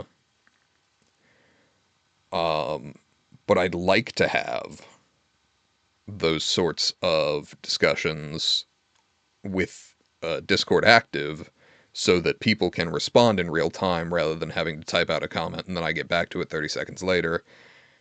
Because as you may have noticed, based on the channel title, I do have ADHD. It's maybe a problem. So if I, read your thing about what I said 30 seconds ago and then have to mentally go back 30 seconds and then respond to that thing, it is likely to throw off my flow a bit. I'm relatively mentally agile, but it certainly doesn't help. So my hope is, get people regularly talking to me in Discord. Different people. I'm not, looking to collaborate necessarily with any particular individuals that are already streaming. Though certainly there are some that I would love to talk to. But the idea would be that it would be a community thing. Have different people in the community come in and share their perspectives, share their stories, just talk. Um, even if it's just, hey, I'm having a tough day and here's why. Uh, I would be more than happy to be basically a forum for that. Um, or, hey, I'm a political science researcher and here's what's going on and here's the relevant historical examples. Would love to get some of those in. If only because those are the kind of people I love talking to. Um, or even, philosophy majors. Like here are the various philosophical perspectives of what's going on. And it really is to me about perspectives and diversity of perspectives. Because I enjoy talking to people who don't necessarily agree with everything I think. I think that is one of the biggest failings of the further left movements, of the various progressive movements, is a lot of them, or rather a lot of their members, seem to be looking for people who agree with them 100%. And I don't know that that's, or rather, I know that's not feasible. I know that if you're looking for people who agree with you 100%, God, what a boring conversation. Why you want to talk to someone who agrees with you 100%? Um, that's just not interesting. But B, find the person who agrees with you 60, 70%. They are probably broadly ideologically your ally. Now, are there some like hard no's? Yeah. Okay, they agree with a lot of things you're saying, but they have a swastika tattooed on their forehead. Yeah, probably skip that one. But if you have someone who is generally ideologically aligned, but you got a couple of points you disagree on, those are still the kind of people that you want to build movements with, and share thoughts with, because maybe, they give you a perspective you didn't have and you come to agree on something else, or vice versa. That is something I would love to see in this community. Um, and it's something that I think will require a fair amount of community building to get to that point. I'm well aware that, you know, quote unquote, making it on Twitch is a hell of a long shot. Something like 1 in 1,000 make enough to, like, feed themselves. And, I'd love to be that 1 in 1,000, but I'd also love to win the lottery, which is much further odds. Wishful thinking is what I'm saying as far as the potential for certain things. But if I can successfully get the channel out there, and I'm planning to make a TikTok account for the same shorts that I'd be putting out on the YouTube Shorts channel if I can get that verified and working. Um, but if I can draw people in who are willing to hop in the chat or come on the mic and have discussions with me, I think that is the sort of community I want to build. And the goal is obviously to have a respectful community, to respect people whose ideas are different than yours, assuming, again, that we don't run into the paradox of tolerance. We will not tolerate the intolerant. Those who show up here to go, hey, this is my racist ideology, will be banned. Um, and I have no interest in entertaining that. That said, if you've got people who have heard the racist ideology and are like, oh, is this thing true? You can go, no, and here's why. Um, or yes, and here's why that's misleading, depending on what the thing is. Uh, but the whole idea of this community would be to get people from various backgrounds, various ideas to come together and talk. It it doesn't have to work overnight. Um, but if it works out as I'm, envisioning it in the distant future, all it's going to take, basically, if I can get the message out there, I think, is, one short or whatever to go viral. And then there will be people who I think are genuinely interested in discussion.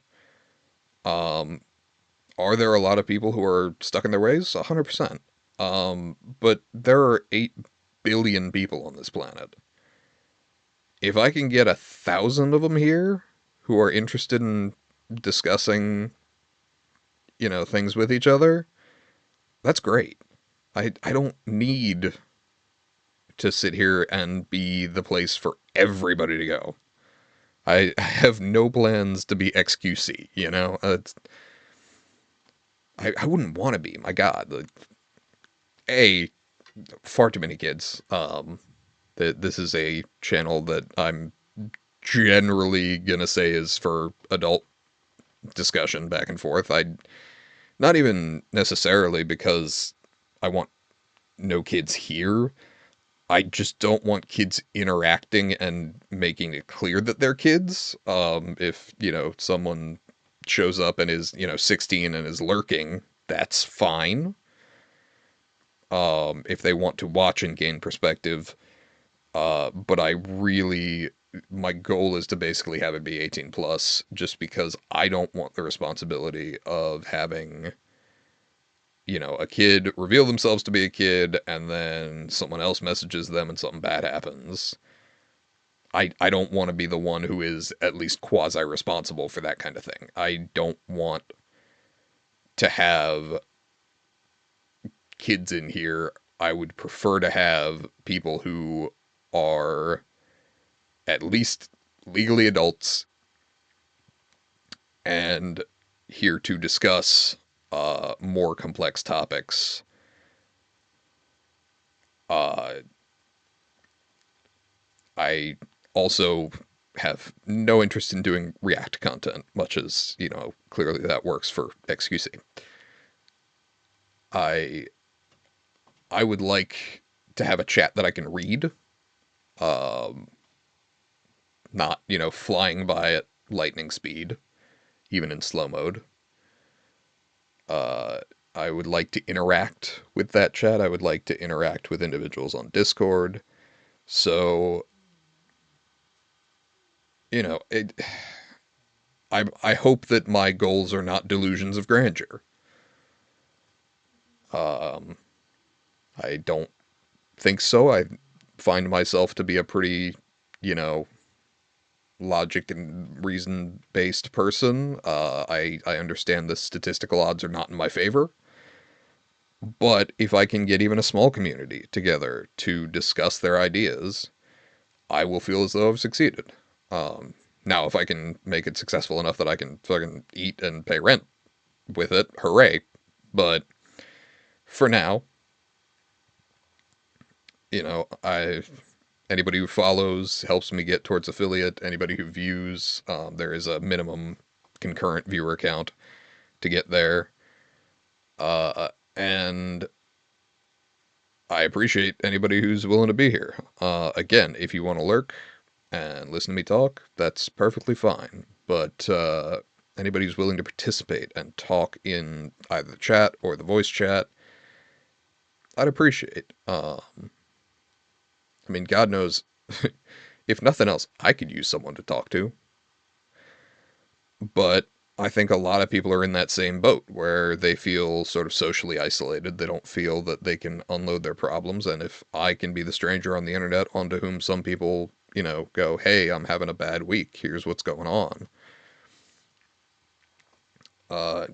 I'm fine being that guy. Like, again, diversity of perspective is what I'm looking for. I'd love to have, broad political and philosophical discussions here. But if it's just, hey, I need some support, I'm more than happy to be that guy. Um, I will not promise you the greatest bedside manner, um, but I'm happy to try and help. So, I don't know. We'll see where it goes over time. Um, Self promotion is a thing that I'm not really familiar with. I'm not someone who has spent extensive time on social media. I was last on Facebook in 2016. I left there. I never got on Instagram, never used Snapchat, never got on TikTok. And I was of a generation that sort of put their lives on Facebook, but I was never that person generally. I posted infrequently and didn't spend all my time, I feel to this day I've never taken a picture of food I'm being served at a restaurant or food I've made for breakfast. Though funny enough, I did actually take a picture of a peanut butter and jelly sandwich I made the other day because it had a hole through both pieces of bread, and so I had to very carefully put the peanut butter and jelly in without, making a mess. That's the first food I think I've taken a picture of in many, many years because I've had no reason to, because that was at least interesting food. Um, but I don't know. I think my goals for the channel, I hope, are reasonable. I think that people could be very interested in having a place to come and talk in a, I'm not going to promise a judgment-free environment, but, a place that's generally safe to have differing opinions. Um, and I'm looking, ideally, for an audience of people who are comfortable having their assumptions challenged. I would like that. I have always been of the opinion that being offended can be a very positive thing if you take it one step further. If you go, I'm offended and X needs to change because of it, I think that's useless. If you go, I'm offended and why am I offended? And you take a moment for introspection and go, is it reasonable that I'm offended by this? Is it something that I feel I should be offended by? Is this a gut reaction or a well thought out one? If it is a gut reaction, is the gut reaction wrong? Um, can be a very good way to challenge your own prejudices. And so having a place where people can come and have their prejudices challenged and hear an opposing viewpoint without innately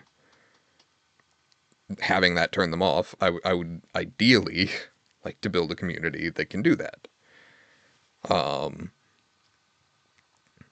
I know I have a couple of friends who are already following me that are definitely in that boat, enjoy having those discussions, but are also, in the college crunch and can't, necessarily always be here. But I would love to also have other people, join and spend some time here, learn something. I mean, my God, if this channel can qualify as educational for someone, that is great. I would love to be a guy that can teach you something. Certainly, I have a YouTube channel that hopefully is going to turn into something on that. Though at the moment, I'm I don't know if it's would be good to call it writer's block or if I'm just slowed down on script that I'm writing for that channel. And I also am going to need to do some video editing stuff with that. And as someone who's not particularly familiar with video editing, I'm starting to learn CapCut. And hopefully I can do what I want to do with that video. But I definitely am not, super experienced in a lot of the online spheres that a lot of my contemporaries have more practice in. Self promotion, just even knowledge of certain websites. Never been on Instagram. Uh, Never been on Snapchat. Uh, Never gone to TikTok. I mean, I've been on Reddit long enough that I've seen plenty of TikToks that get reposted there, but I I'd like to learn that and promote education on the one channel and then discussion here. Um, one YouTube channel basically intended to be a lecture, and the Twitch stream ideally intended to be uh, the amphitheater, the forum, um, at which we can meet and discuss. Not a lecture, but a Socratic seminar, if you will. And I don't know how long it'll take for that to happen. I don't know if that'll happen. But that's the goal. I would like to get there.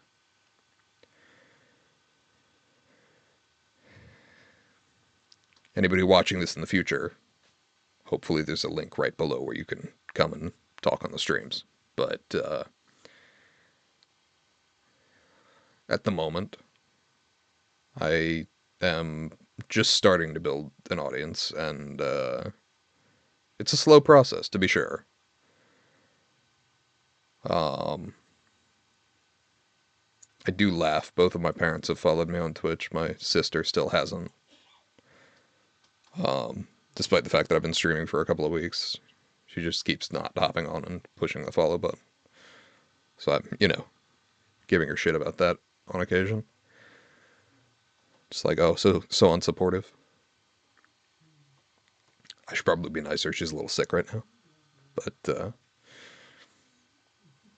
hopefully I may eventually have her on here to have a discussion. I may, get my dad on. He's also very well spoken and very knowledgeable. My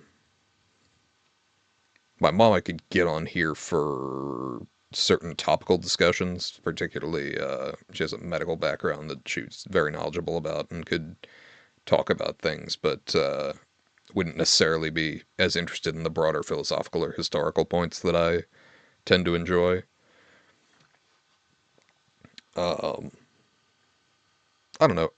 I may bring people on here to begin with. Um, but the idea of going live with a public Discord server with a voice chat that anybody can hop into, up to 6 people, um, is to have people who are interested enough in that to hop in and discuss. I think discussion is so valuable as a way to challenge one's own preconceived notions, as a way to learn things. Um, but I'll need people who are willing to do that.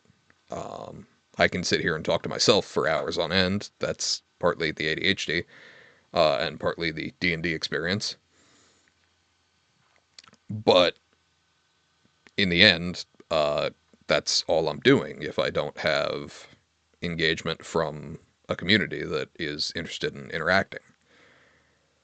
And currently, my goal is to, stream at least 4 times a week. I've got the schedule there.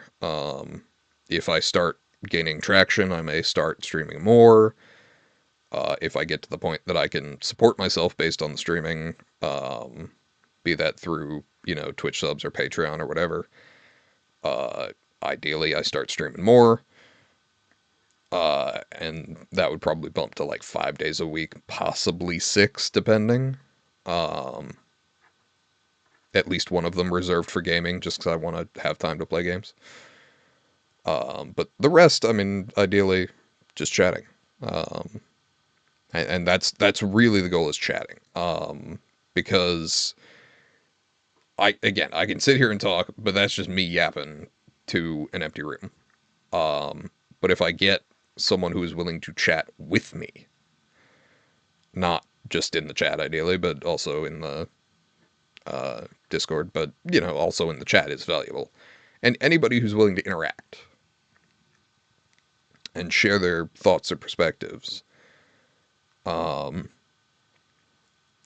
It's one of those things I genuinely believe that of the 8 billion people on this planet, every one of them could teach you something.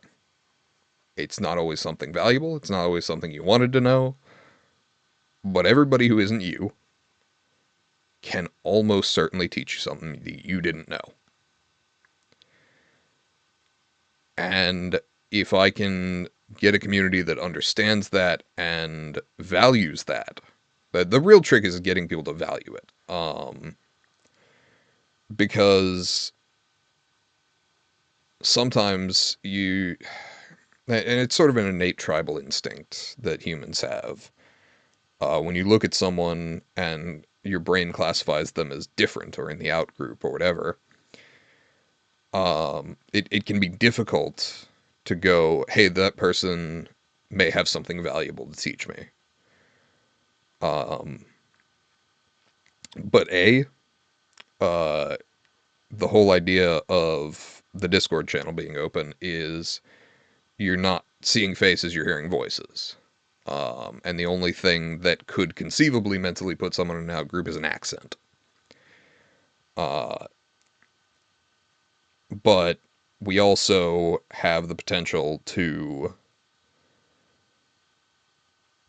get people who otherwise might be in your perceived out group and get their perspective without that sort of initial judgment upon seeing someone. I think it helps. I think the human tribal instinct is not innately bad, but it is outdated evolutionarily for our modern purposes. We are, as a species, very well designed to deal with tribal things. One tribe versus another, or even several tribes. Like we can handle that.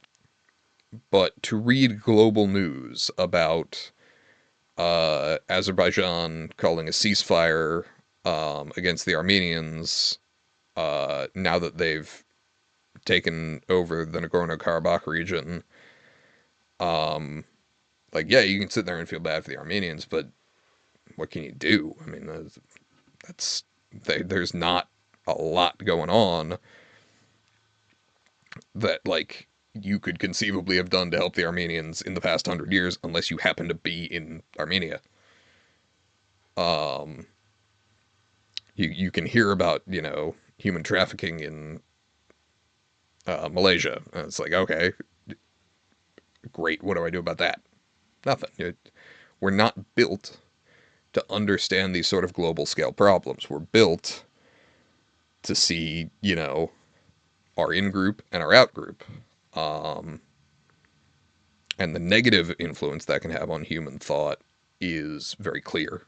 Um, in and out groups play a huge role in our public perceptions, our day to day lives, but we also have the potential to get beyond that sort of thinking and go, hey, okay, we got 8 billion people.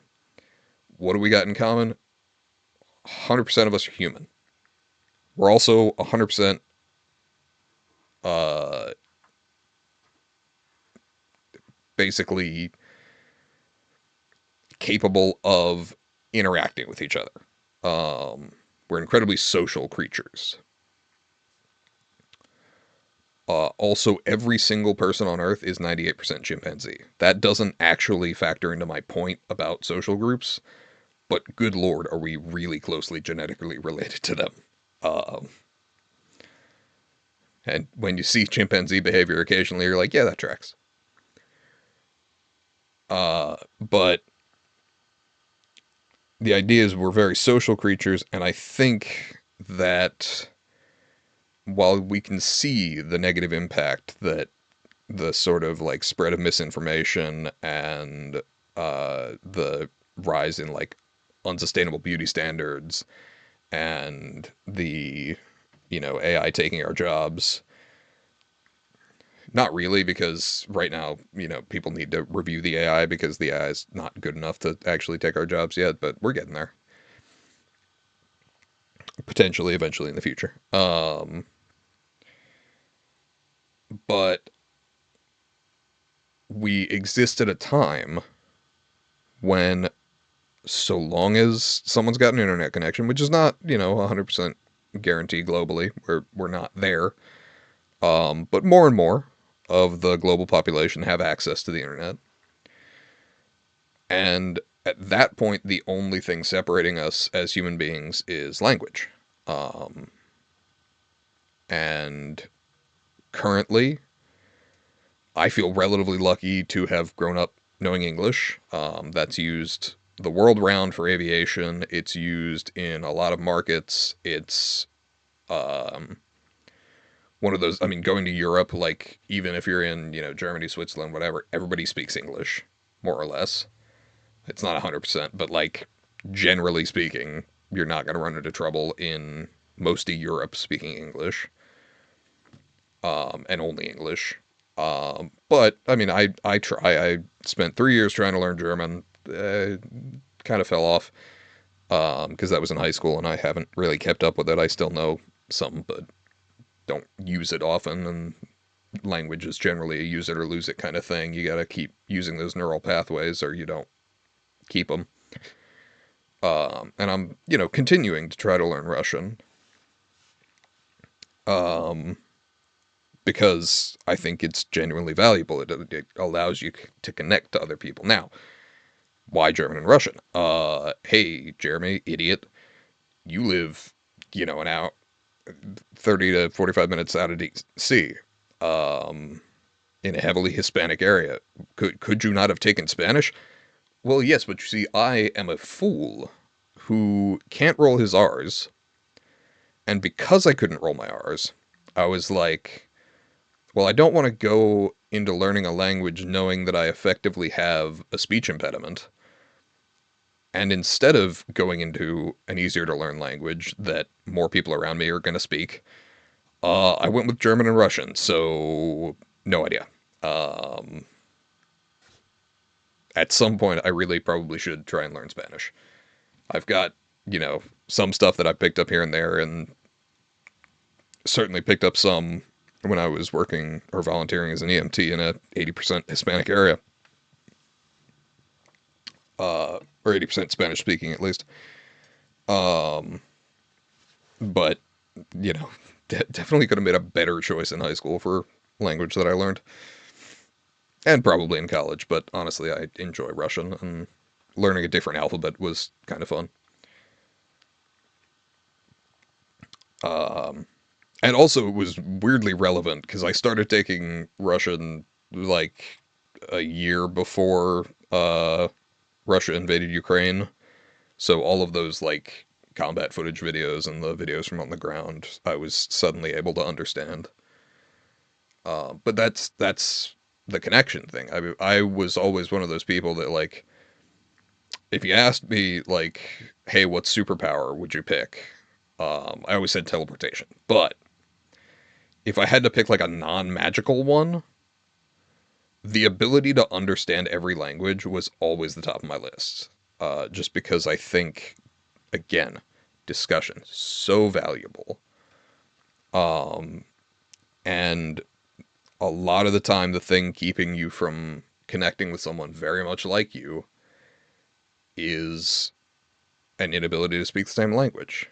Um, there could be someone in China right now that is basically the exact same person as you that you would love to have a conversation with, but they speak Cantonese, you speak English. Just that's the barrier. But it's the only barrier. Um, with the advent of the internet and the connections that we can now have. So I would be overjoyed to know that I had, someone watching my stream from every continent. Extra shout out to whatever poor researcher is on my stream from Antarctica. Uh, but if we can grow a community that winds up in different countries, I would love to have that because those are perspectives that I can't easily get.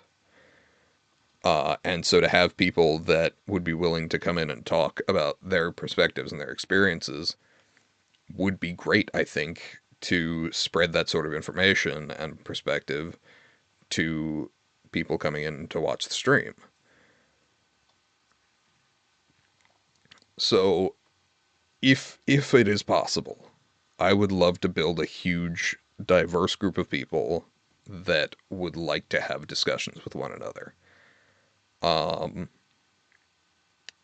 I if I, get a large enough community going, it may be the kind of thing where I go ahead and make several channels in the Discord for various kinds of discussion, various topics, or at least various genres of topic, philosophy, politics, etc. Um, where people don't even necessarily need to use me for as the base level for the discussion, but can get together and talk, and then ideally, share those things when I do stream. Um, I will say I have a VODs channel that I upload all my streams to, so um, given the number of people viewing me on Twitch right now, statistically, if you're hearing this, you're on YouTube. Um, but the idea is to have a place to show up and talk every week, or 4 times a week, potentially eventually 5 times a week, and then to grow that community into a group of people who are willing to respectfully disagree with one another. Um, and I keep harping on the respectfully, but I think that it's an important skill to be willing to talk to people with whom you have disagreements and not take it personally, because I see that a lot where um I'll give the example. I'm never having kids. I made that decision many years ago, and then I got crippled, and that was the number of young women out looking for the most attractive fat cripple in their area relatively low. That it's just not a big group. So I was never planning to have children, but it's been mostly not really even a concern. But people take that personally. People consider, the decision to not have children to be almost an attack on them when they did have children, particularly if they had children and regret it, or regretted it at any point, because they feel like you should, like, they don't want to feel that they made the wrong decision, so they feel like you should have to uh, be participating in the same cycle that they are. Whereas some people are like, yeah, I love my kids, but good on you. And it's the second group that I want to foster here, basically. It's the idea that you can disagree with someone or make different choices than they do without anybody getting hurt feelings over it.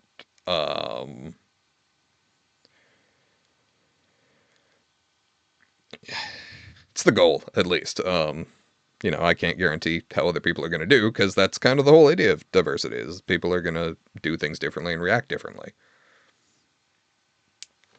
Um, so we'll see how things go over time, but that's my goal. I don't know if anybody wants to pop in to the chat and give their thoughts, but be most appreciated. That said, I'm also aware that I have a relatively small following in the just chatting category, which is huge. And I was hoping that, doing the Discord thing to have people come in and discuss is the sort of thing that someone who's on the just chatting uh, or in the just chatting tag is they're looking for interaction with the streamer. Now I understand that coming on mic or even putting yourself out in the chat can be a scary thing for some people. So I certainly appreciate anyone who's willing to do it. And ideally, we get a number of people willing to do it. So my hope is we can foster that sort of community. Um, I I think honestly the largest roadblock to creating that sort of community at the moment is my own ignorance of self-promotion online. I simply don't know enough about how to put myself out there in a way that people will find and react well to. Again, I'm working on getting a YouTube Shorts channel and a TikTok channel up and running to kind of clip things out of the stream and get people interested. But until I have all that up and going, and I'm also aware that I'm sort of limiting my audience by streaming, evenings in Eastern Standard Time. Um, I would maybe even benefit.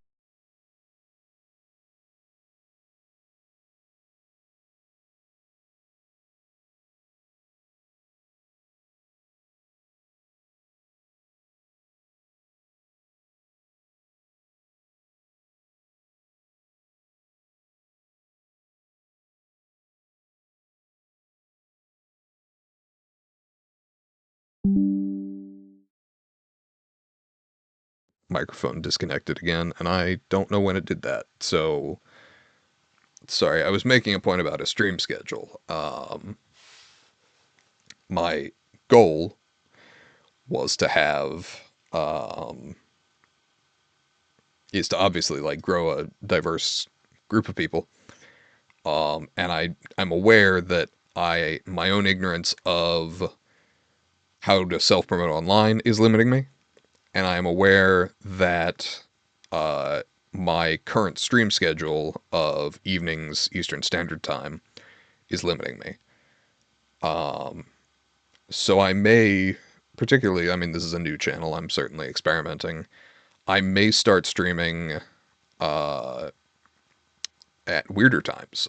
Still with the ones that I've got for Eastern Standard Time, but also times that I could pick up, European or even African viewers.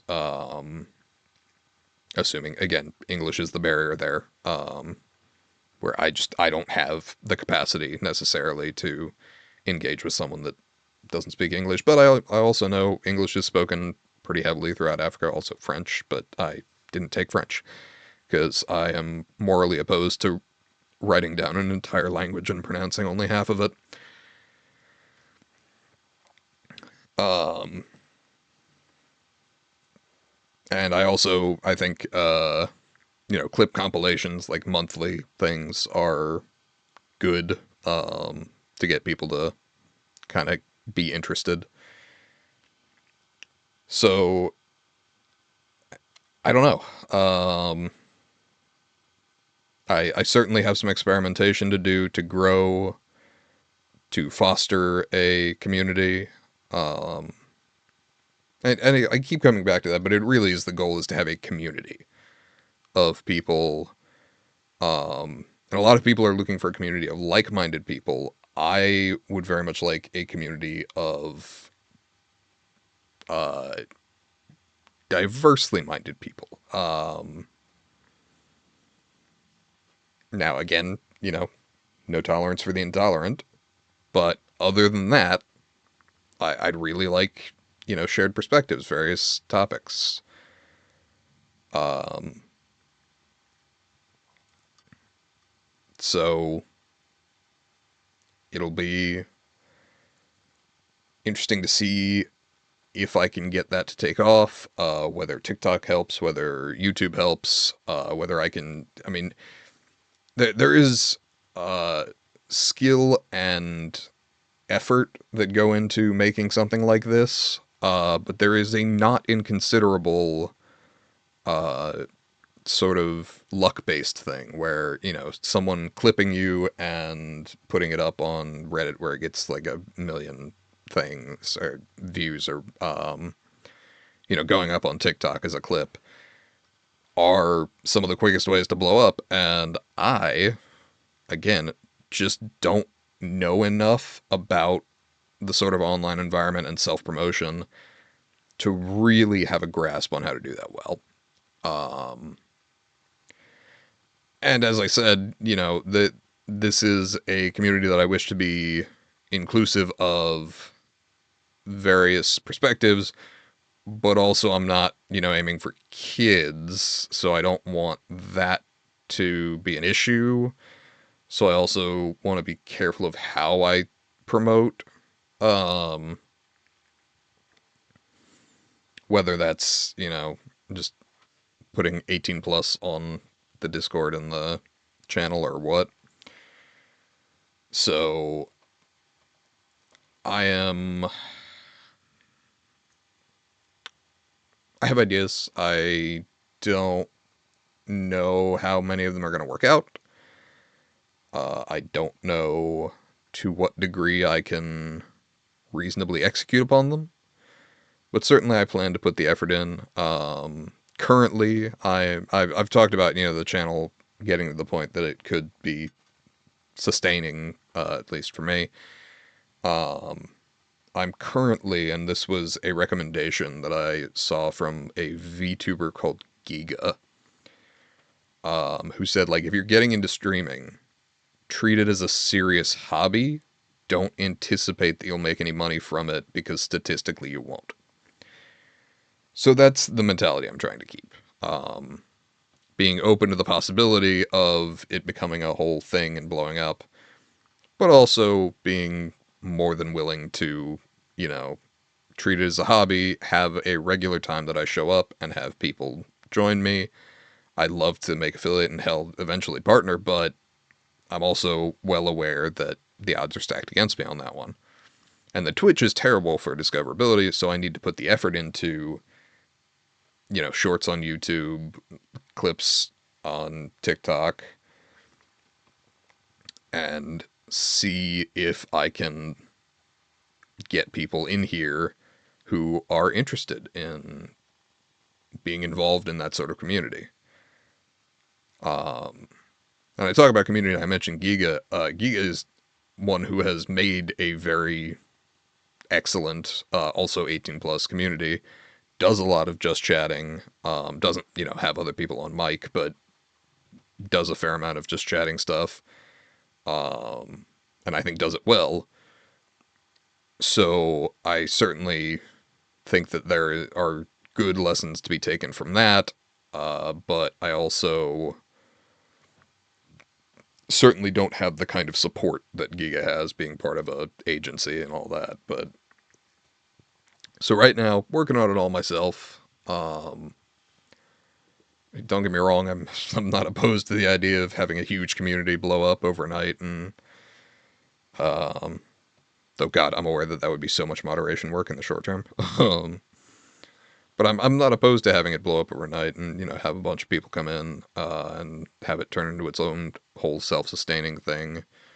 Um, if it starts picking up steam, I may throw out a Patreon just to try and make a little money, and because the more money I can make doing this, which I would love to, I would love to spend more or most of my time on this rather than you know looking for work and gigs and various other things.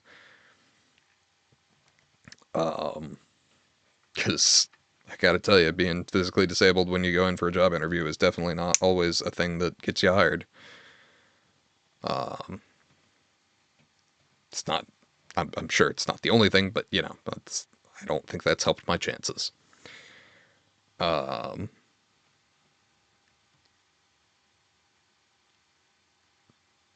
so growing the community is a big goal of mine.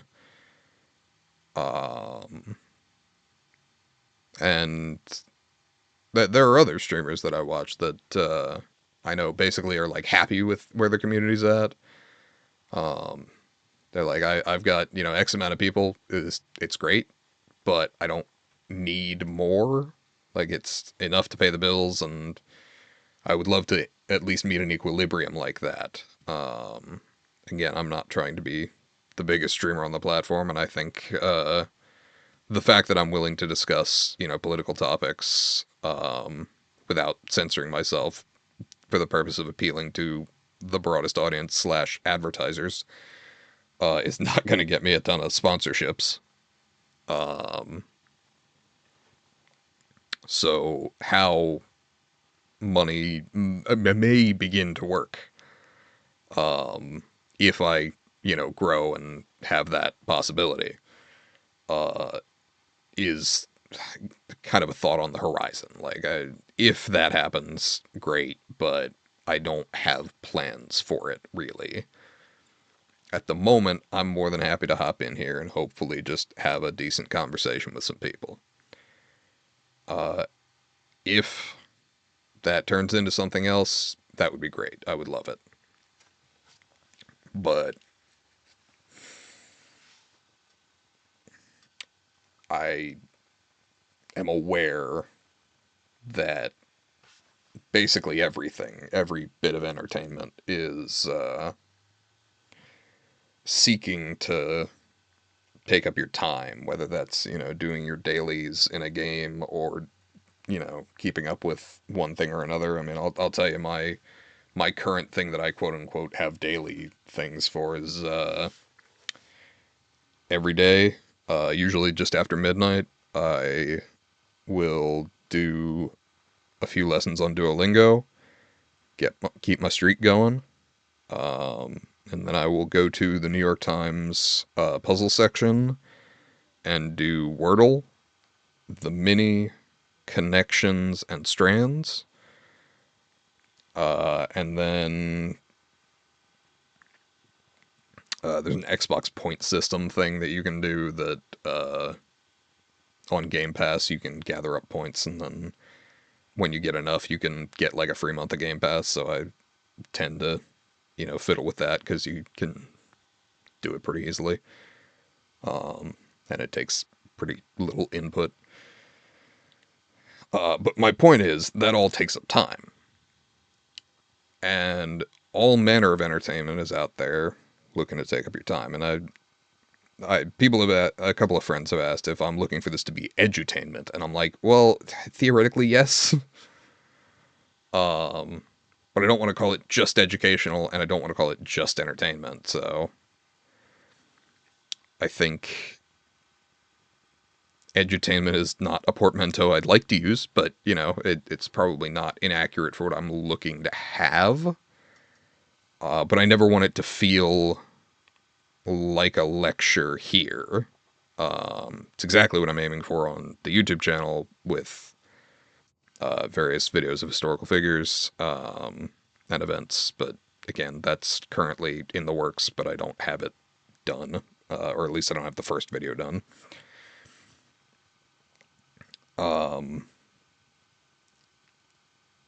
I have ideas. I don't know how to monetize most of them. So I'm well aware that, like, even if I were to get successful on YouTube making the historical videos, like, YouTube certainly does not pay as much as it used to, and I don't know that I could reasonably support myself on that unless it, like, blew up overnight and tons and tons and tons of people were suddenly watching it. So in this economy, in this housing market, I won't deny I'm, scraping for money. I ordered like a month's worth of supplies for PB&J, and I've been mostly eating that because it's got uh, carbs, sugar, uh, and uh, protein. And as long as I can get, an apple every couple of days, I'm at least getting the energy sources I need and the vitamins and stuff I need for the most part. But it's a struggle. I won't deny it's a struggle. And if this could turn into a thing that made it less of a struggle, that would be great. But if this only ever turns into a thing where some people come together and share their ideas, that would still be successful. I would need other things to make money, but if all this ever turns into is a community of like-minded and different-minded people, great. Um, that will be a degree of success in my eyes.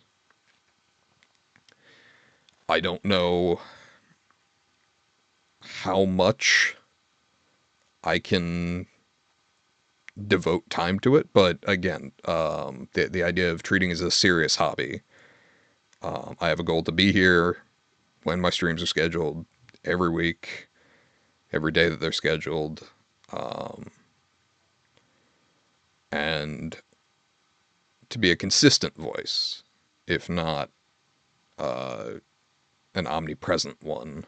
Because currently I'm streaming 18 hours a week, which is not nothing. It's certainly taking up time, but I also know that quote unquote professional streamers tend to stream more than that. Um, so I have ideas of doing more, but the amount of time that I can spend on it is certainly limited by various other factors in my life. The primary one being, a human that needs to eat and pay rent and shit.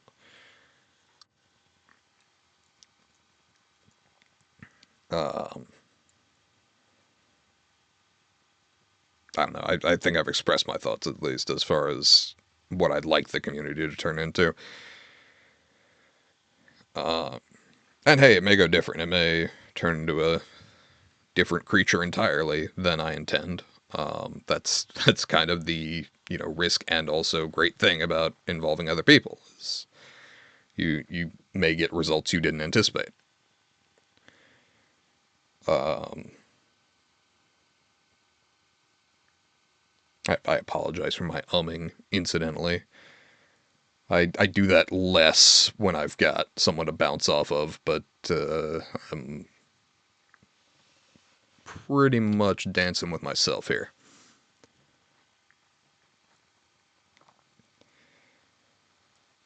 I'd like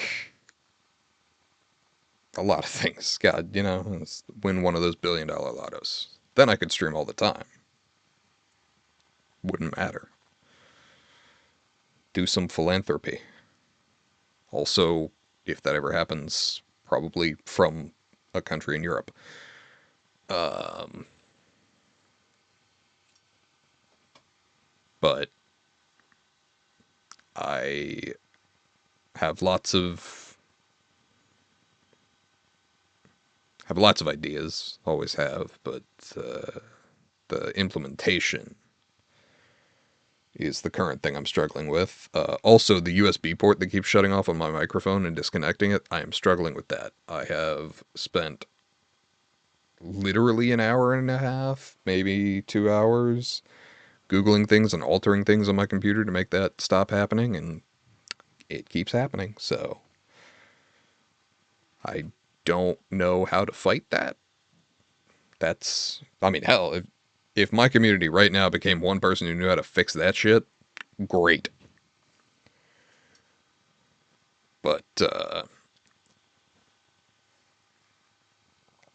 let's see. Are there any topics that I could continue to discuss that are not depressingly political or regarding the future of this channel? Probably. Uh, it's a distinct possibility. As I said, I have thoughts. But reaching for thoughts is always a question of, you know how it goes. Someone goes, hey, what's the answer to this? And you knew it before they asked, but your mind goes blank. Uh, let's see. Yeah, no, suddenly I'm reading the news and it's not better. I'm not.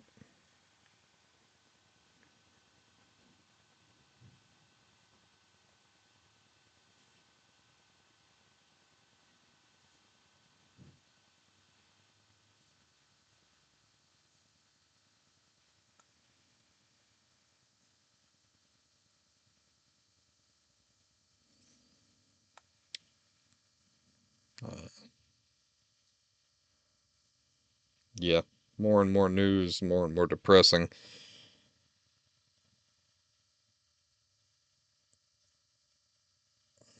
Christ. Yeah, this is why I need other people to talk with. Otherwise, I tend to start reading things and spiral. Also get pissed off, but as established, there's relatively little I can do about it.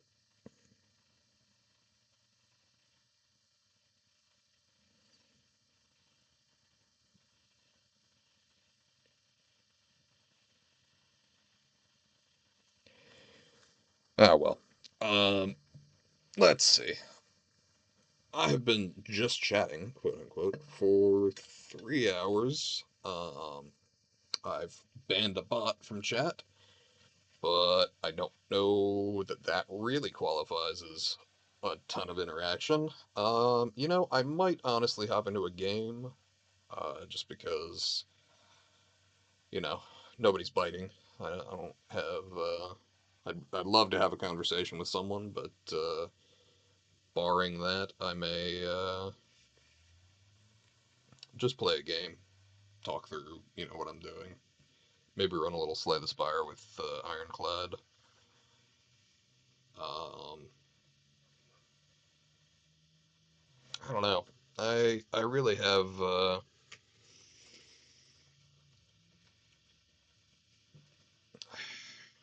I I mean, clearly I have an ability to just sort of talk to myself. I've been here for 3 hours now doing it, but I certainly enjoy when other people wish to interact. I'm not, to be clear, I'm certainly an introvert, but I can handle people in small groups generally pretty well. Some of that is years in retail, and some of that is that so long as they're willing to, meet me on my level, I tend to enjoy having long discussions with them.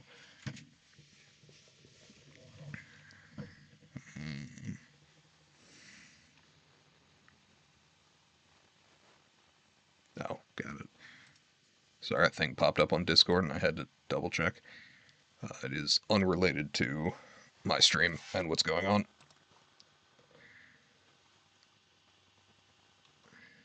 Alright.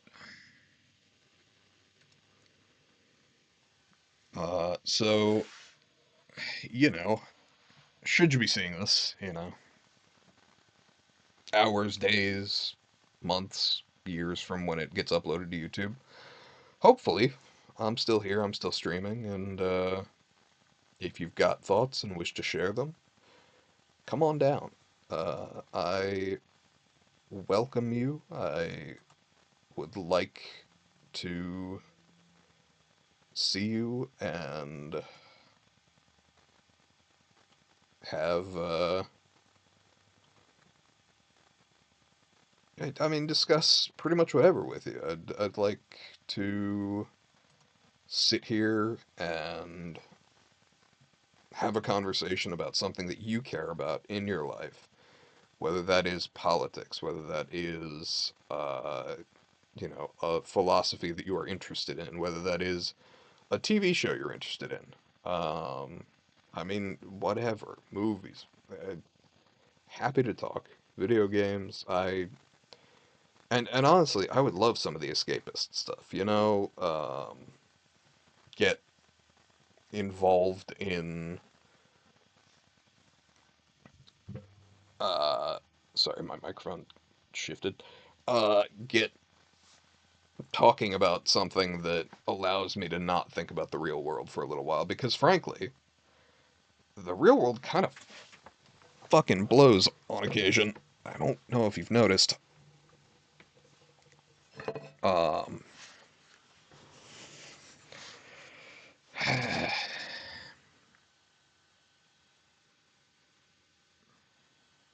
I don't know. I think I've hit the end of what I had to say on that. So I think we'll switch to Slay the Spire and do at least an Ironclad run tonight before I close the stream. And hopefully I will have my game capture work, because I was having real trouble with that last time. But let's try it out. See if we can get things up and running. Library, Slay the Spire. Okay. And we will go ahead and throw that up on the second monitor.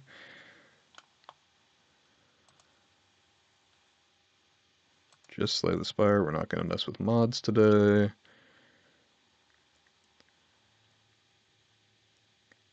And hopefully that pops up. There we go. Alright. And let's switch the thing over here to game capture. Excellent. Oh, and let me actually make sure I change the category here.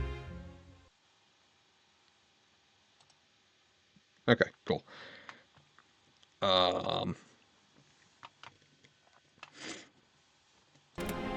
Yeah, we're just gonna do an Ironclad run, I think. At Ascension 0. I've unlocked everything and done everything in this game for minus like 2 achievements for the Xbox, but I have just started this file on PC, so I still have some stuff unlocked, or still have some stuff locked that I need to unlock before I can use it.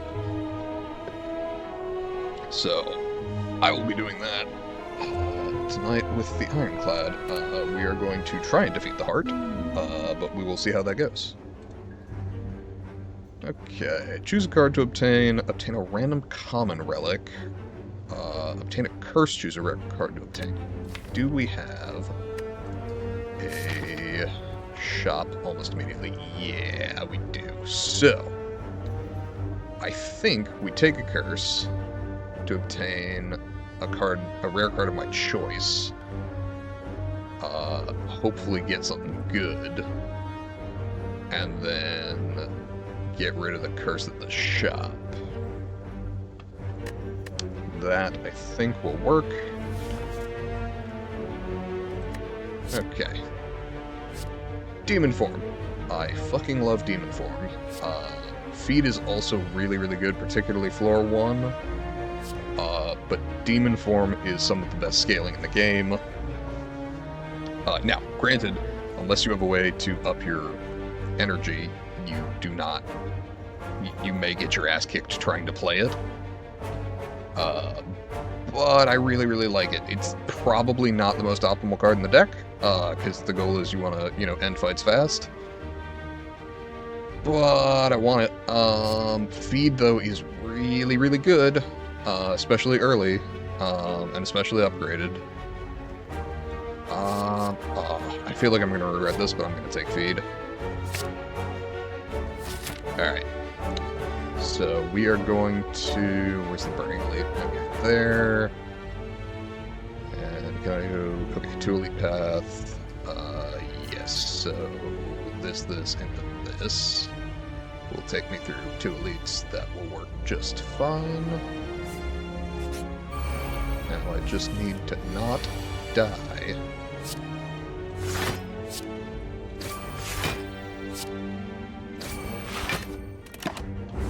Alright, now that one's going to split web, so I am worse at attacking things. Let's see.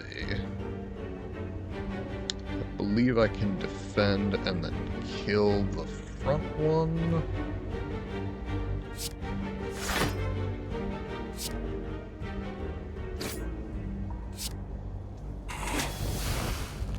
Alright, and we go from 80 to 83 max health, and we will hopefully continue that pattern in basically every fight from now on.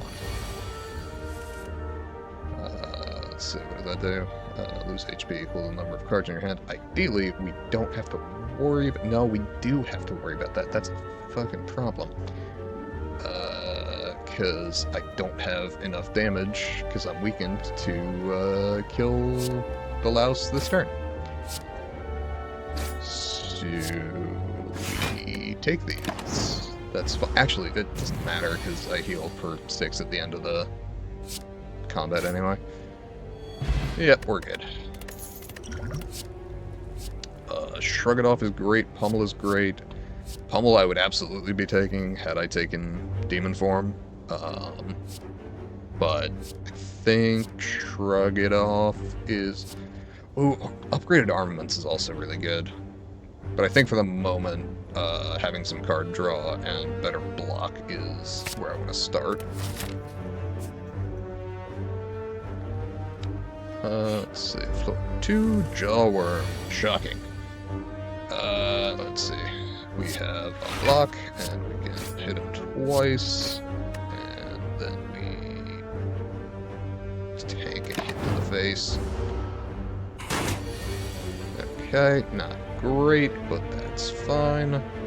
We'll block. We will bash, because I would like him to be vulnerable. Now, we're playing a dangerous game with Jawworm here, because I would very much like to kill him with the feed. Okay, yeah, that's not a deal, but take what we can get. Now, hopefully the feed rolls back to us this turn. Yeah, okay. So, that, and then that. Excellent. So we're down a bit of health, but we're okay. Dark Embrace is pretty good if I can start building cards around it. And I mean, especially if I can get Dead Branch, but I actually don't know if I have that unlocked at the moment.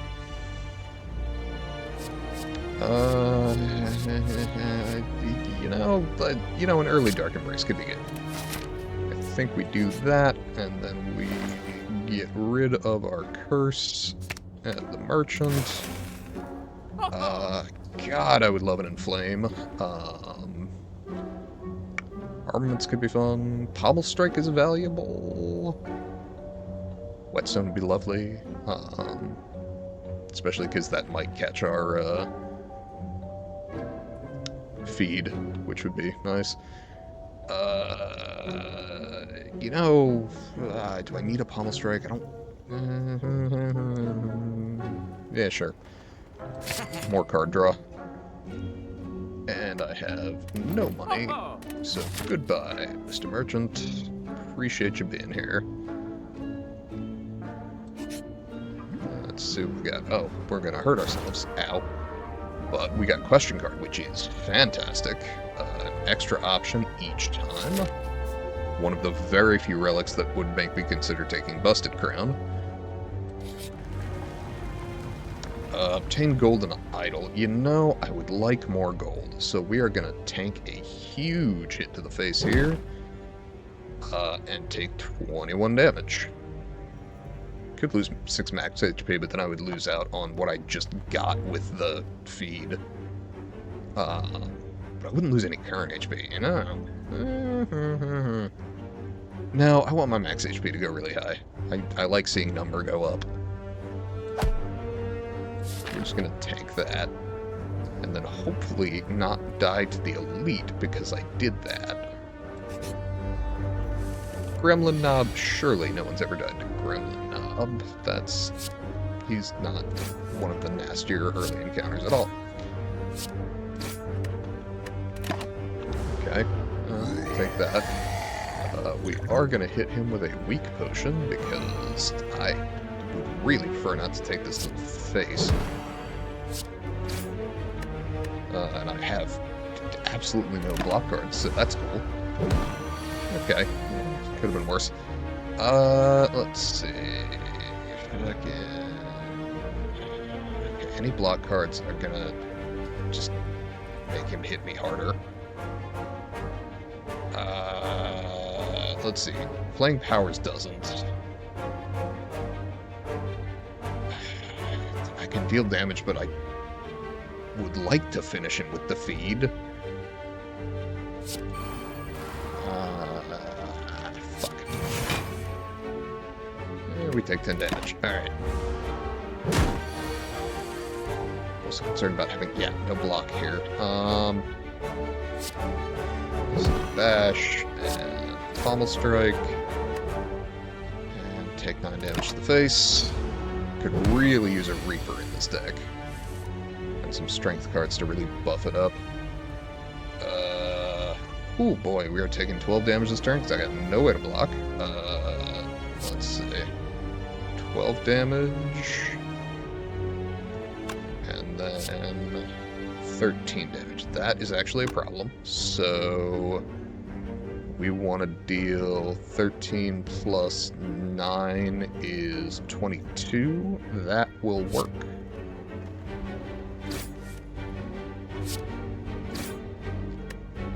And we're going to take 12 damage in order to gain 3 max health.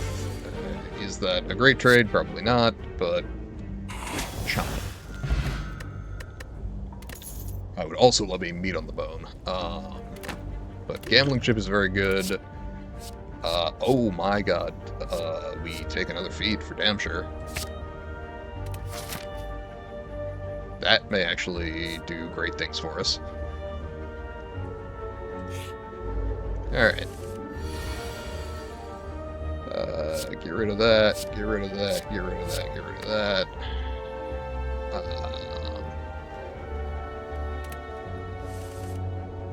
Right. Pommel Strike to start, Bash to follow up, and turn. An initial shrug it off.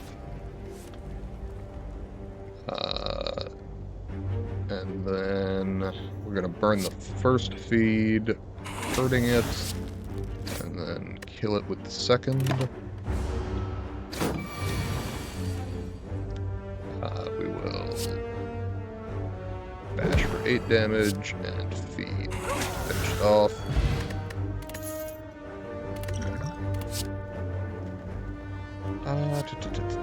Twin Strike is more valuable with more strength. I don't have any of that at the moment. Angry is nice to have as a zero-cost card, but also it can kind of clog up the deck.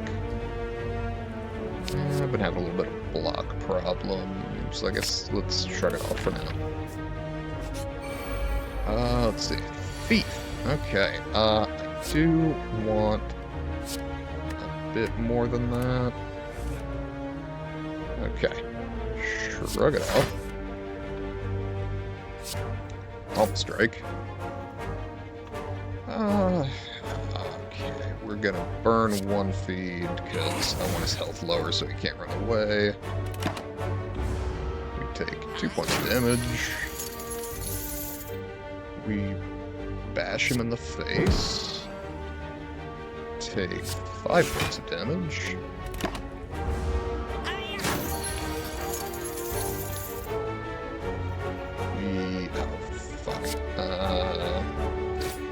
We hurt him bad so that he can't run away. And then draw feed. No, we draw feed. No, we draw... Fuck. Alright. That sucks.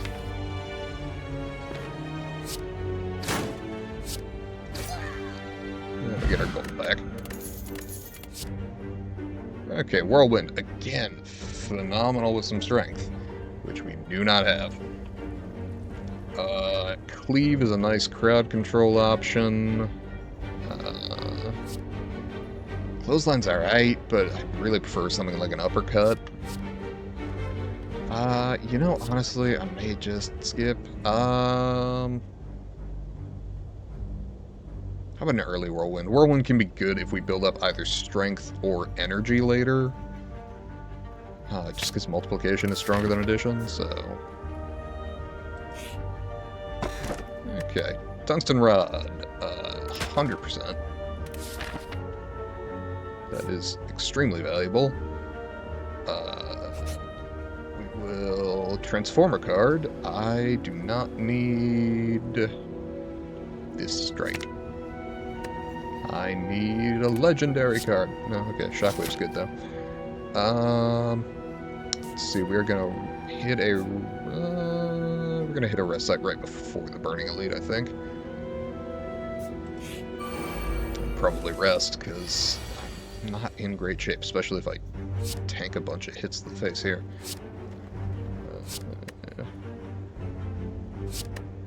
Let's get something interesting in here.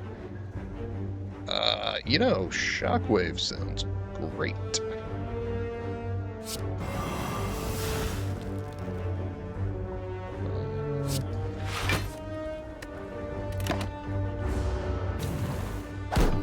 Because even if they make me vulnerable to shit, I can...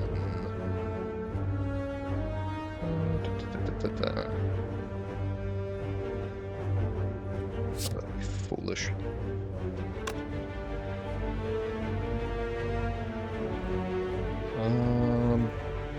Do I want to hold out and try and get both of them? I think I do. Huh.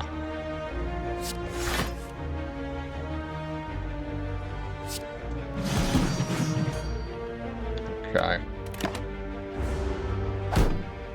Now I just need to be careful. Okay. We redraw feed. For a kill. We gain 8 block. 5 more. And we redraw feed. And we feed. Excellent. To 98 max health. I am a heavy blade enjoyer, but we have no strength. Pommel Strike is good, but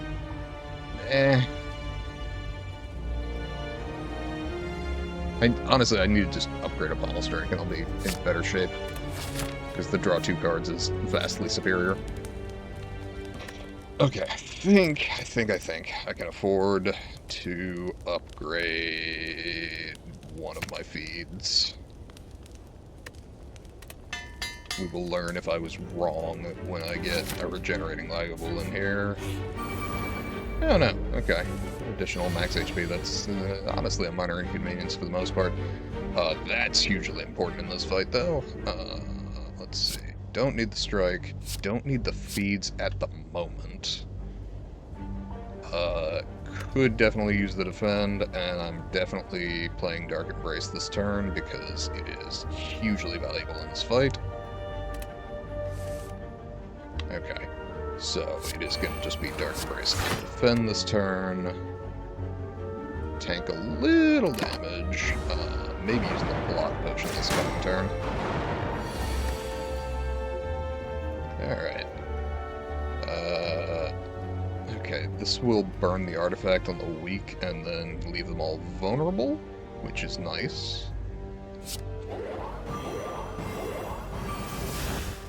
And then we shrug it off and use the block potion to take no damage.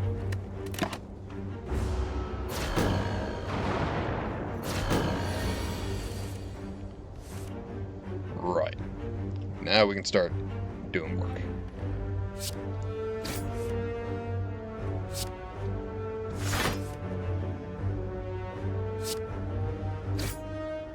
Because taking 1 damage means we take no damage with Tungsten Rod.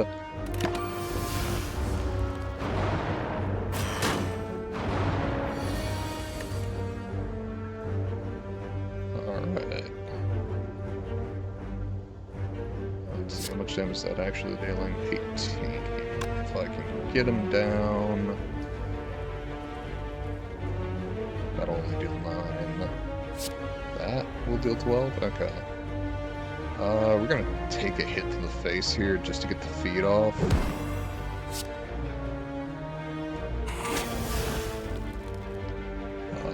And that is our turn, which unfortunately means we're taking a hit here.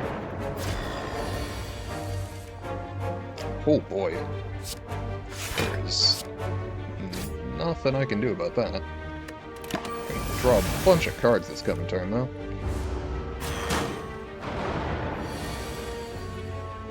Alright. Let's see. I have 1 defend, which I may use, but we're going to Pommel Strike first in case I get a better defend. No, okay. Then defend. Then Whirlwind. Which is not a lot of damage, but it is damage. And, oh boy, we draw more cards. Alright.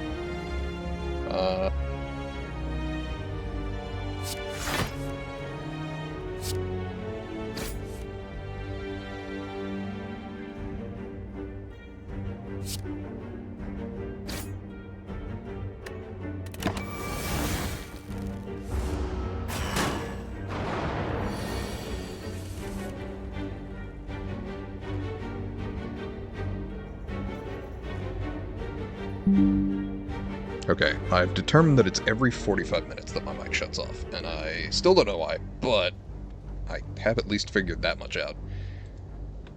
So, who knows? I'm sure that's useful information, but I still need to figure out how to fix it. Because that's extremely frustrating to me at this point.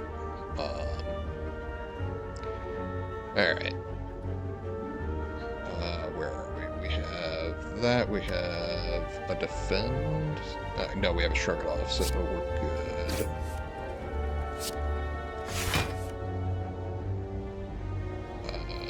We don't want the whirlwind. We do want to deal damage back here.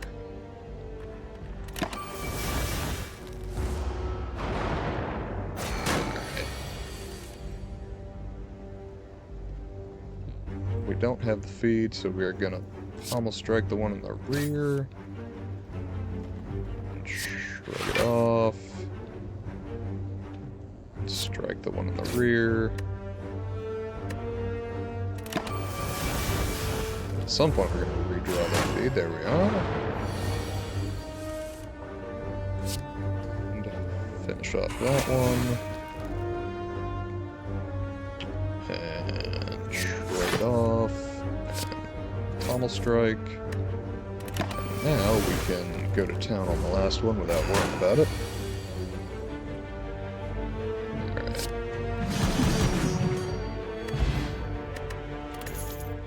Bronze scales, one of my favorites. Anything that hits me hurts itself.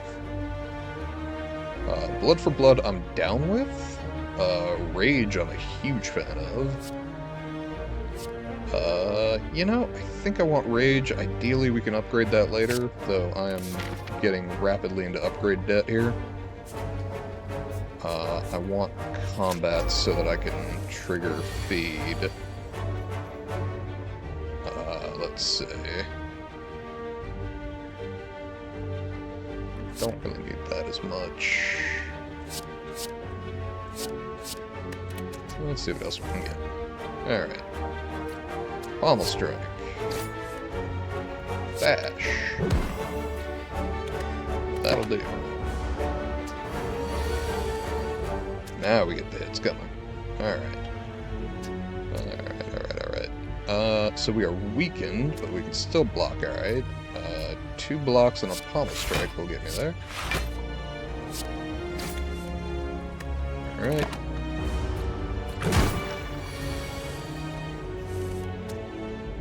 Alright. I got 11 more damage coming in. I can do that. And then pommel strike. And then strike.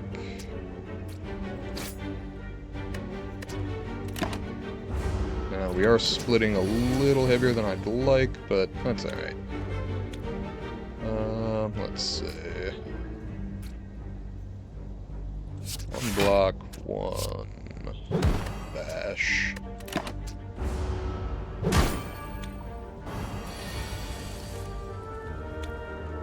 Wow, that's not helpful, if I'm honest.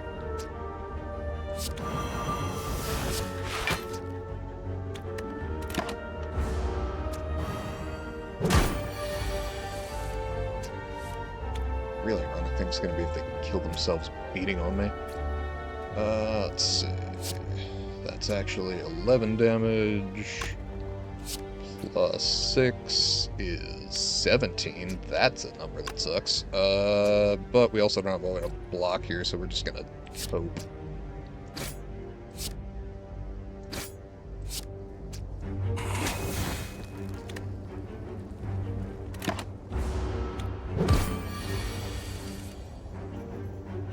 Let's see. Not vulnerable.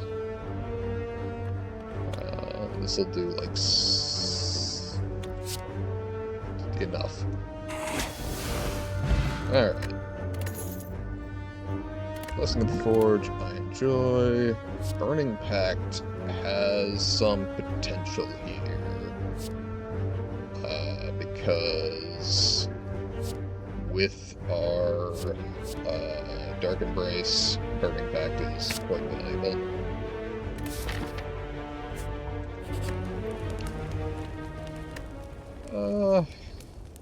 What's our boss again? Hexaghost. Honestly, going into Hexaghost with limited health is not bad because of the early attack that Hexaghost does. Let's see. Is Dark Embrace a reduced cost on... Yeah, I would like that.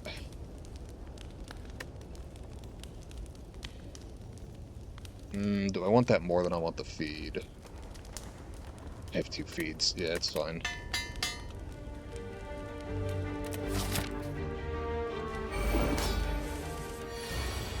Alright. Want the bash, everything else can go. Bash and pommel strike. There.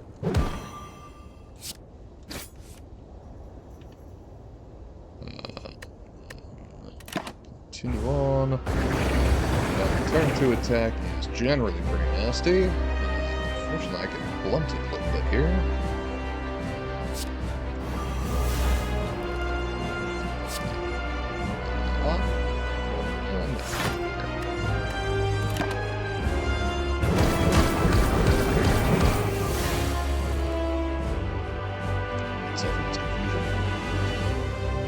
Let's see, alright. Whenever a card's exhausted, shut it off. Attack.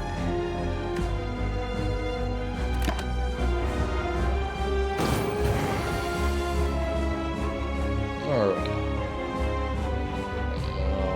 I only really need one feed. So I'm gonna exhaust a strike here. Drawing up the block. And then I'm gonna feed, because I can only feed once on Hexaghost.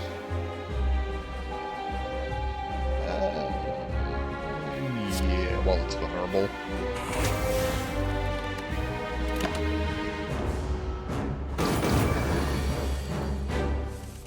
Alright. Rage becomes valuable here.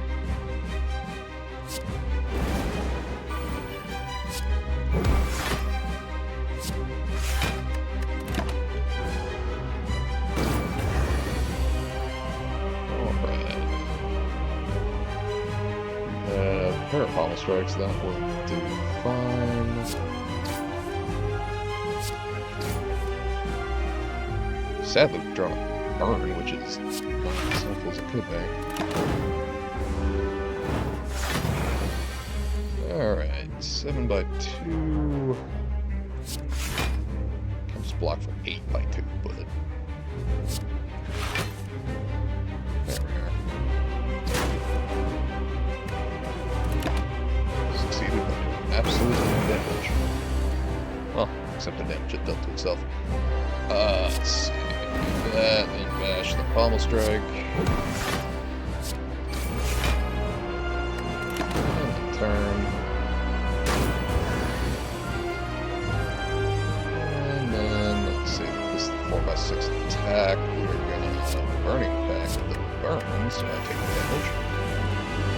Unless I draw another burn. And then just hold on. To be honest, I should be a little more aggressive than I have been with Hexaghost. Unfortunately, again, this is breaking itself when it does that. Let's see, yeah, we got burn pluses, which are inconvenient. Let's see. Shrug it off and bash.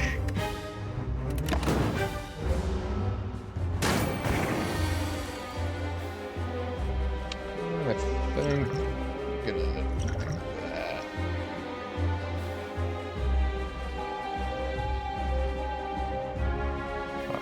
Rage. Pommel strike. Shrug it off. Plus. Boy, we are not improving here. So it's 8. That's 8 draw card. Yeah, sure. Turn. Step up the block. Let's see. Burning pack, burn. I guess I was planning to use that more on strikes, but here we are. Rage. Pommel strike. Whirlwind.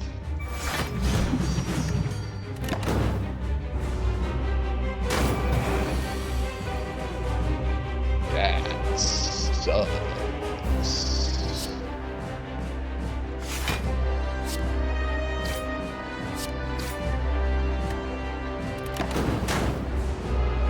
Okay.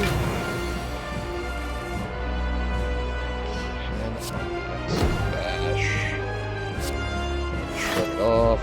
Now, again, we're at Ascension 0, so if I can survive this, I can 18 damage. Sweet. I get a full heal here, so...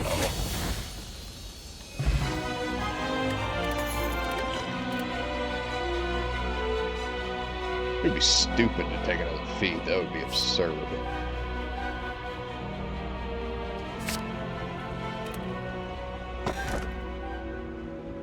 Let's see. Philosopher's Stone, I get extra energy, they get extra strength. I am kind of stacking my health here, so I don't hate that. Runic Pyramid's always kind of nice, until your hand gets clogged with shit. I don't know. I think Philosopher's Stone is the way to go here.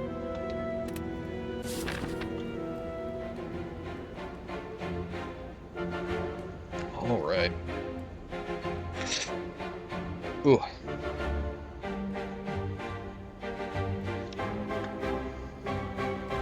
Let's see. I can get potentially 3 elites here. I think that is our way to go. I need as many hallway fights as I can get. So, that into that to that. Yeah. Yeah, it's gonna be the way to go. So, 3, 4, 2, 3, yeah, it doesn't matter. Oh, these poor fuckers are gonna beat themselves to death on me. That's gonna be irrelevant. That's potentially helpful. But not as much this turn.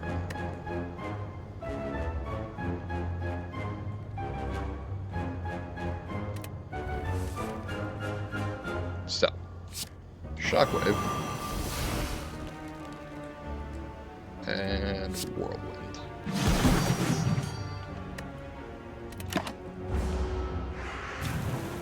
Honestly, if I've been thinking about it, I probably should have just used Whirlwind, because that would have knocked them all out of the air. Oh well. Let's see. Shrug it off. This bird's gonna kill itself, so I can't actually do anything about that unless I draw a feed here.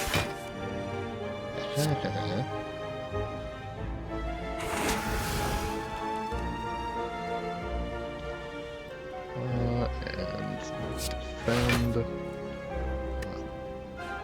This one is gonna kill itself. This one's gonna hurt itself.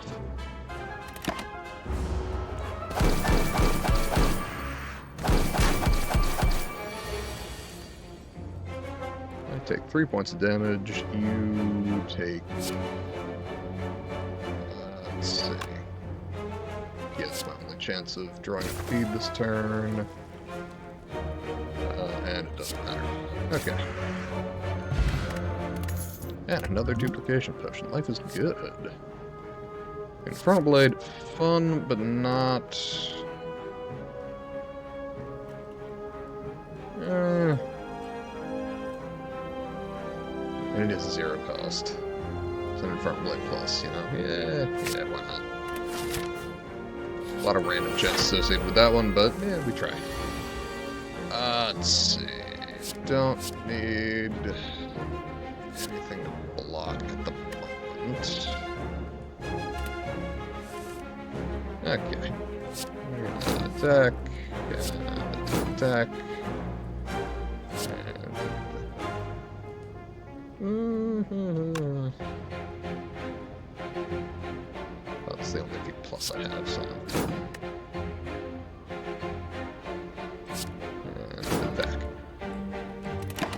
Almost forgot that I had additional energy.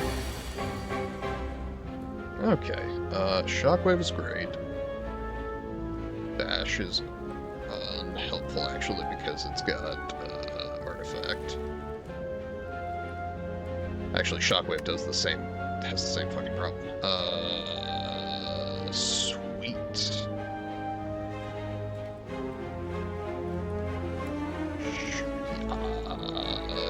Shockwave does nothing.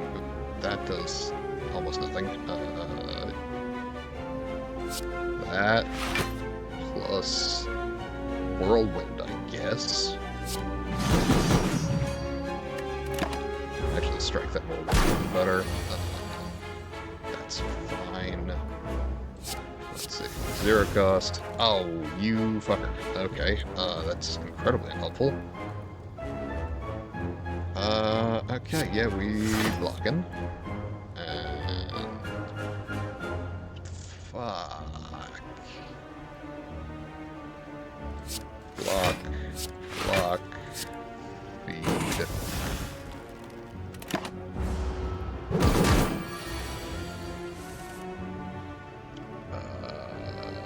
Let's see. Shrug it off. Defend. World.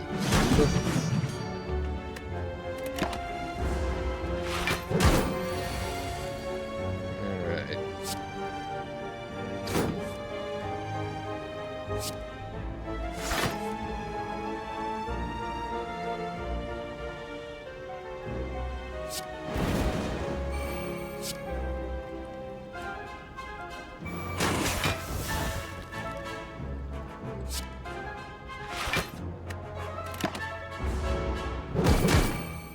Ow.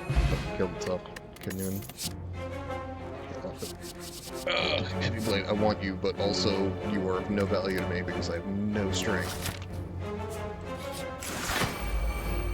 Okay, you die to a feed for damn sure. Alright. I actually do need defense here, but...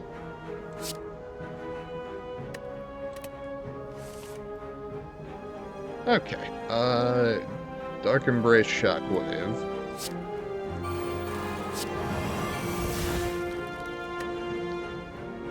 Let's see, that's 18 damage.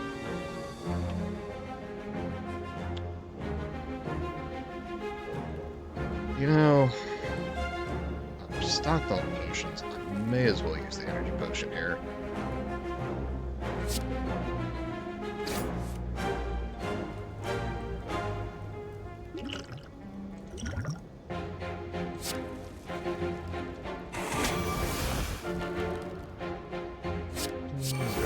Attack. Sure, why not? And shrug it off.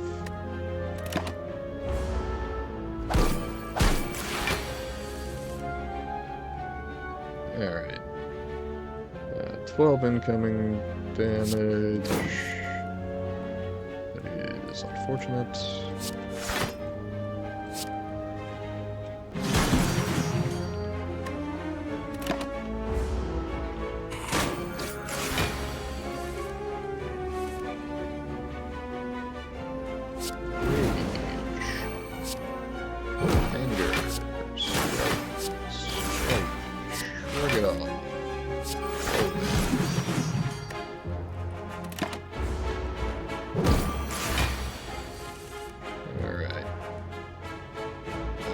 Anger. A bunch of defense. This is one of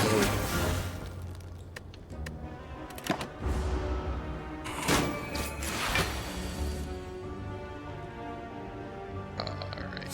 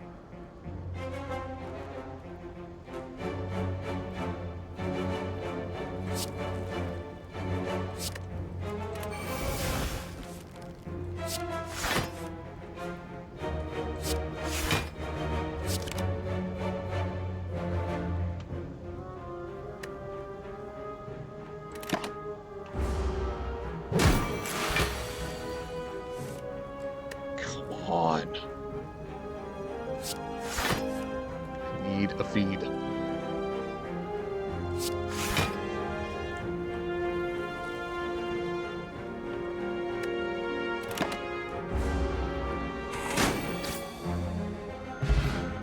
Doesn't matter. Awesome. Yeah, ghostly armor could be good. Like, worst case scenario, if it gets rid of itself while I've got Dark Embrace up, it just draws me a card.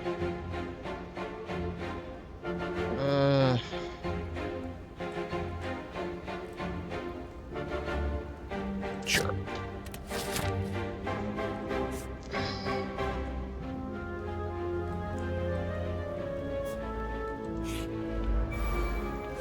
Okay. Herein lies a fight that, in theory, I can do a whole lot with. I just need the feeds to go off at the right time, and I need them to not kill themselves on my brand scans. So,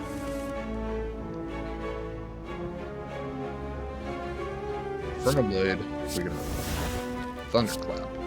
Strong start, because all of it is becoming cool. We are going to shrug it off. Strike the front one twice. Has a maximum of 15 damage. Fuck, if that was one more, I could do Potion and get an effect. Shit. See, this is how I get myself beat up.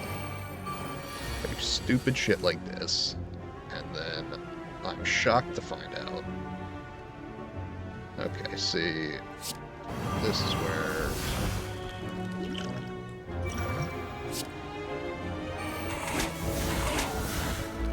things work. Okay. Okay, got incoming damage, rage, pommel strike. I'm gonna tank a little damage here, but that's not a huge deal. Cool. Let's see. Pommel strike. I can't whirlwind feed, so that kinda sucks. But I can whirlwind without killing it, so...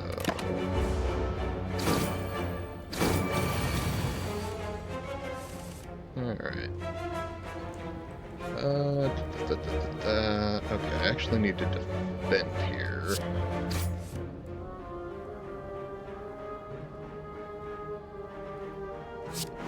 Raged first. Defend. Strike. Dark Embrace because I have the energy. No damage on the first hit. 8 second. Great. Okay. Feed on you. Shrug it off. Let's see, I could kill you, but I'm not inclined to if I can avoid it.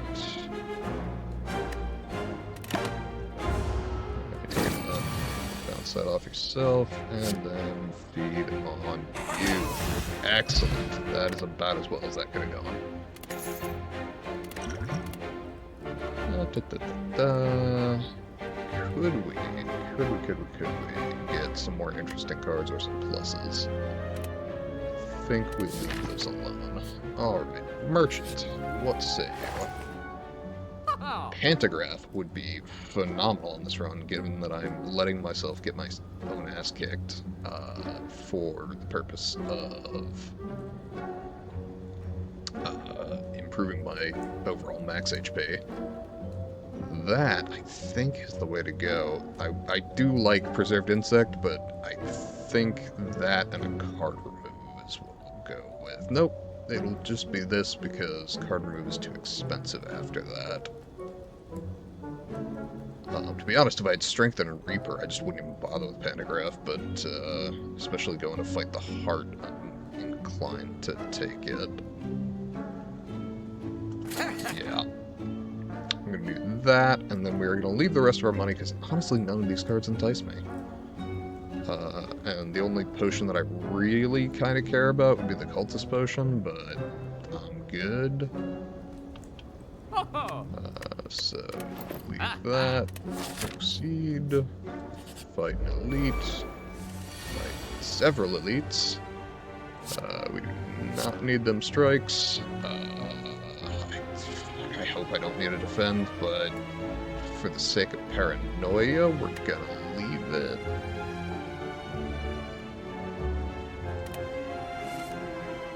Okay. Okay. Shrug it off, because we definitely want to prevent damage. Alright, cool. Rage. Infernal Blade.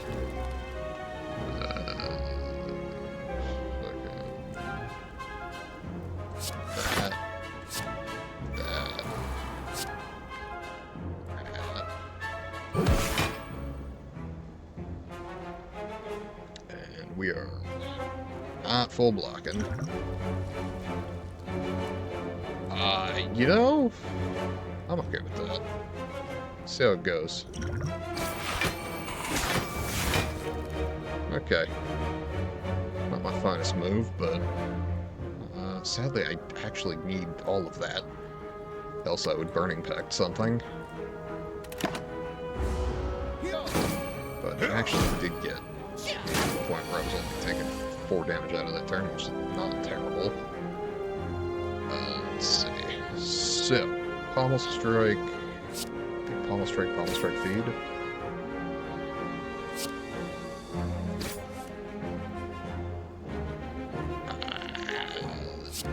Strike.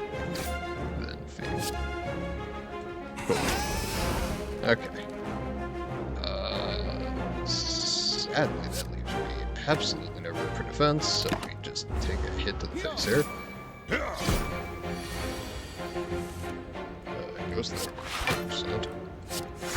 Off. I wouldn't mind making it one, but I think I'm just gonna do straight damage. Twice. Got another feed somewhere here.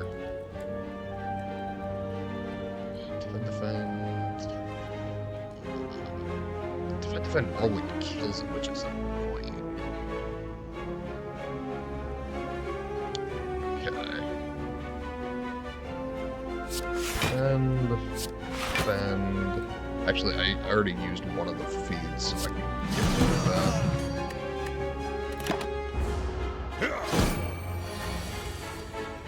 Right. Rage.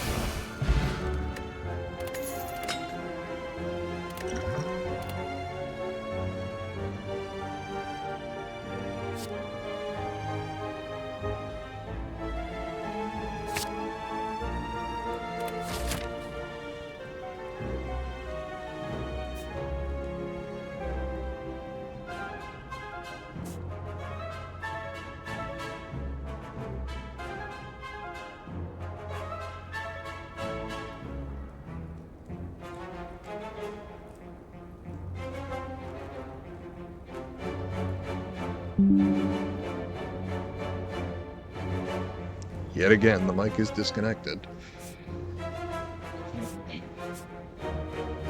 What if we just didn't do that, though? We didn't bother. so yeah, that'll be our path. Alright. Let's see. Don't think I need you yet. Don't need you, don't need you. Shockwave. Gonna Infernal Blade. Gonna Shrug It Off. Gonna Pommel Strike. Gonna Body Slam. And we're gonna attack.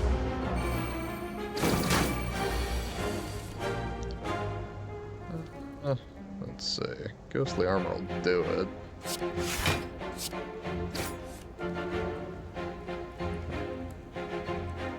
Any of my feats will kill after he hits me this turn, so switch focus.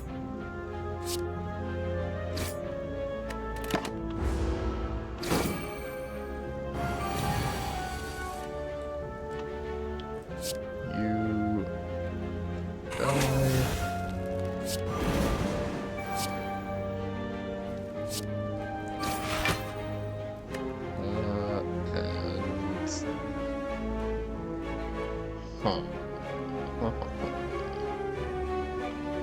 I think I use this and then try and get him with the feed plus.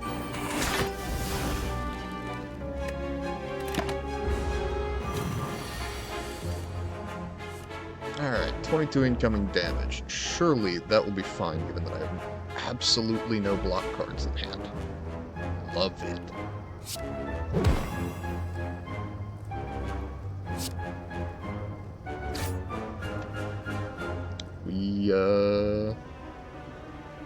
We take these. 21 points of damage. Fucking blows. Alright. Rage. Okay. 13 damage plus 6 plus 6 is 25. Do not have enough to kill. Which means I gotta survive another round of this shit. Let's see.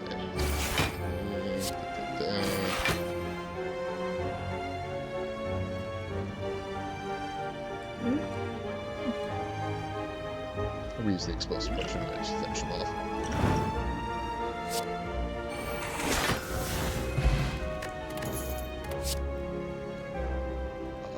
Headbutt?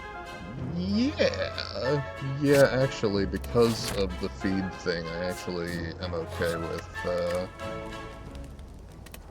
doing that.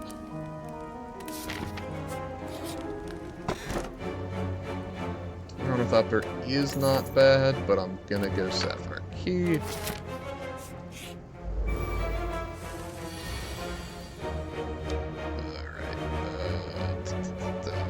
Don't need the feed yet.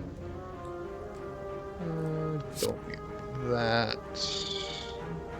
Probably don't need the rage. Not on this turn. Right. Okay. Burning Impact. Defend.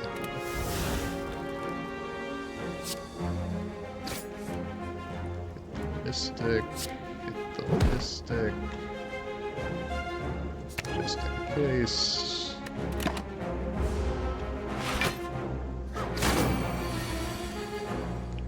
Right, so dual wield, feed, confirm. Alright. So, 12 damage, plus 12, plus 12, is not enough to kill, which is a real shame. Hilarious as that would be. So, start there. With that, hit you with that. I'm gonna heal, which is gonna annoy me, but whatever. Incoming damage.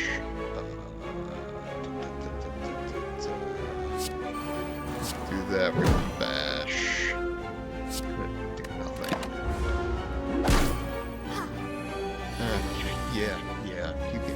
that shit out right now.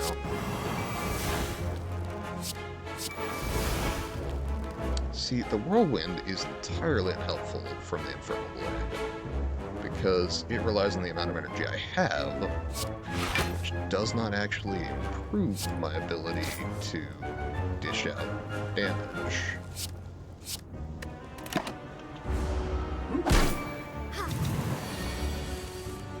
Right. Let's see. I got the feed. I got a vulnerable enemy. If I headbutt...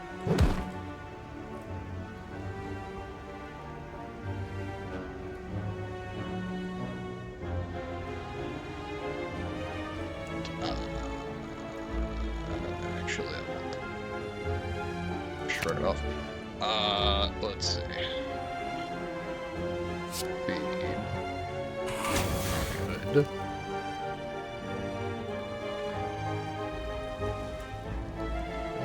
And you're not hitting anything, so I can just hit you.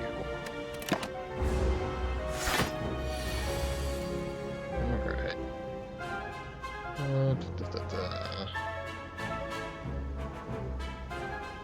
Boy, that would be exceptionally silly, but let's see. Start here.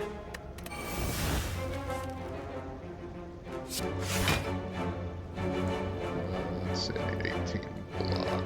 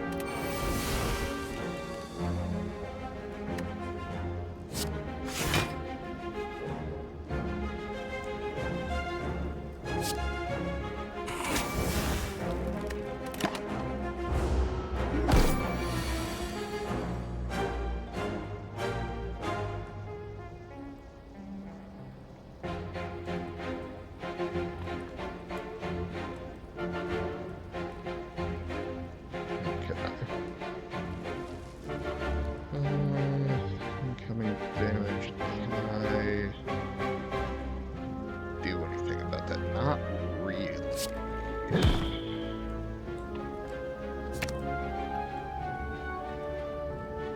Just block and strike, and I guess whirlwind.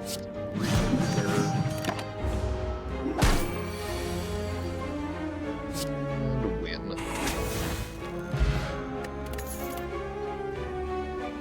Strike, rupture, flex I don't hate, but it's not a plus. Twin strike's 14 damage, but our deck's getting kind of big, but it's 14 damage. I think not. Alright. You, I think, are going to be upgrade to... Alright,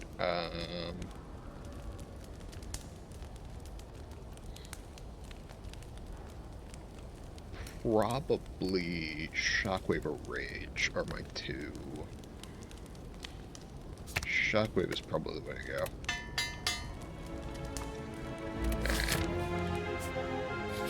And delete. Book of Step. Alright. This one I can't draw out. This one I need to kill quickly.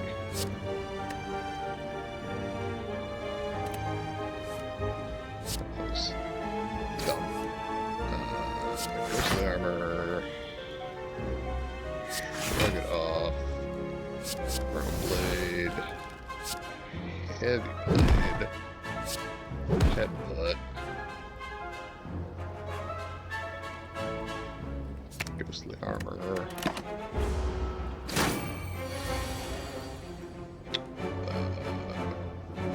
Rage. Ghostly armor. Shockwave, that's great.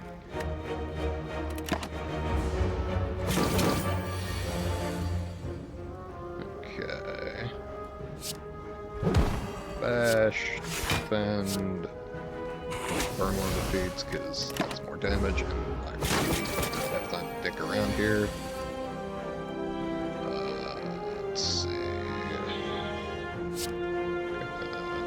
Do that. I'm gonna defend once because that's what I can do. Then we're gonna attack twice.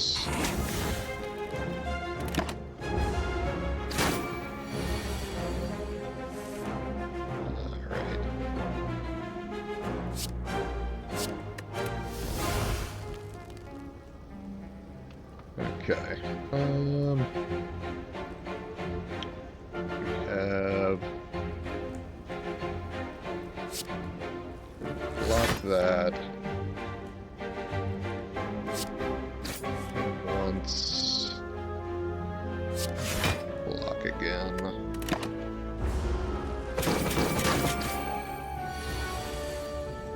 Any fee will do, though I do have a preference. Nope, we're just gonna take the one we can get. Oh, meal ticket is great. Snack oil, I'm not... it's fine.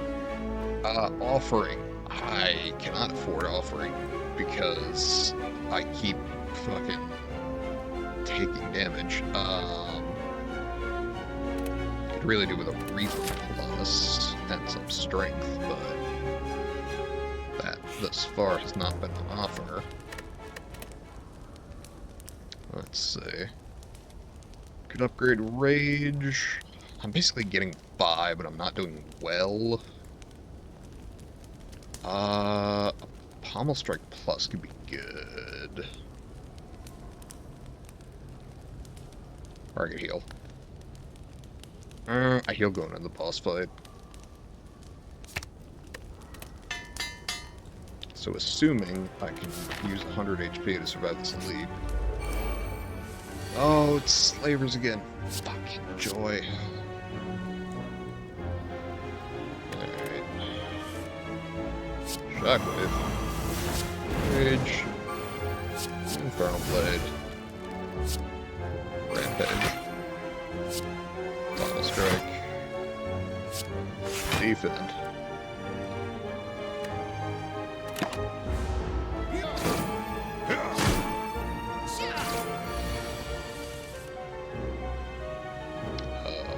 Whirlwind is looking mighty attractive there. I think we shrug it off on Whirlwind.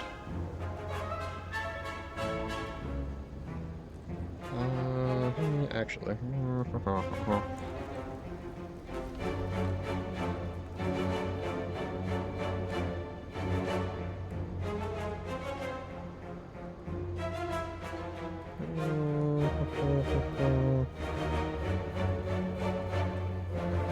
Yeah, why not?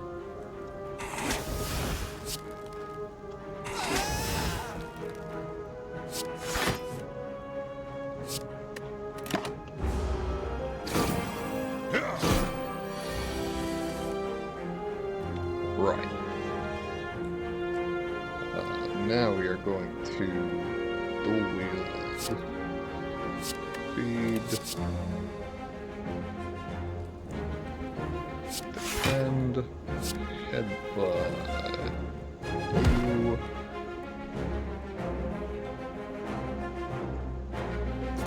rampage back, and burn a feed here.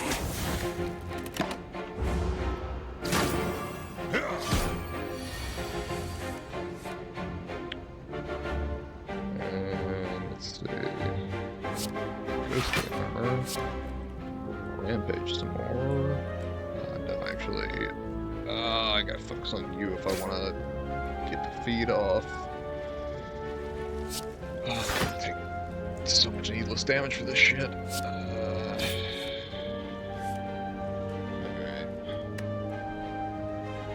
Do I have rage up? No, I don't.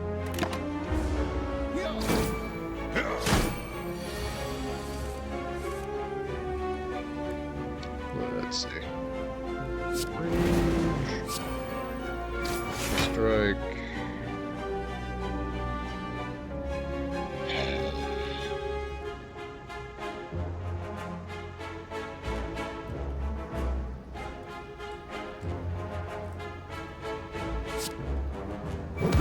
You die.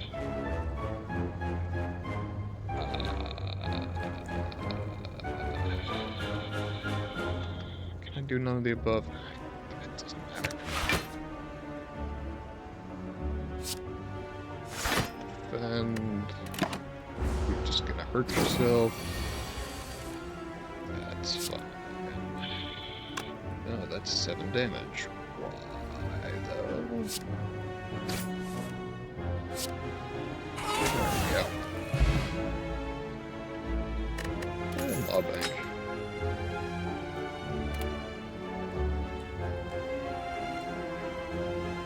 I'm getting incentivized to go to the shop, but not spend money on one.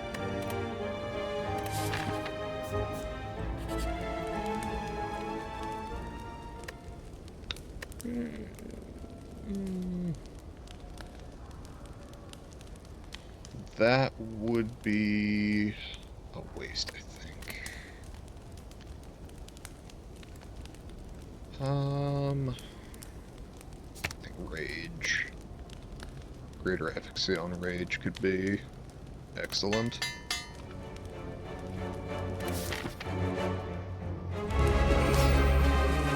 Heal up a bit. Alright. Champ, I don't need to think of that nature.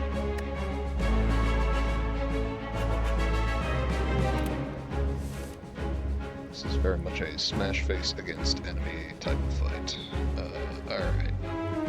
Step 1, bash. Step 2, Rome. Step 3, Gun. Step 4, Bomb Strike.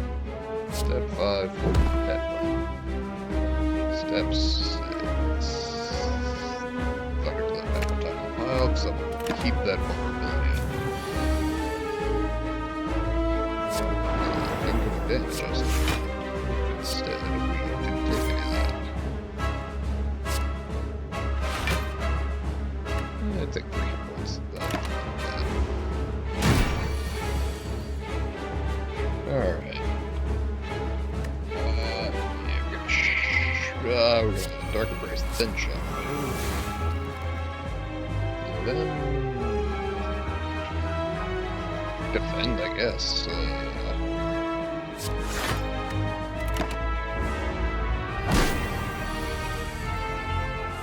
Alright. Rug it off to try and get an attack in hand. Sure enough to try and get an attack in hand. Whirlwind, I guess. Sad.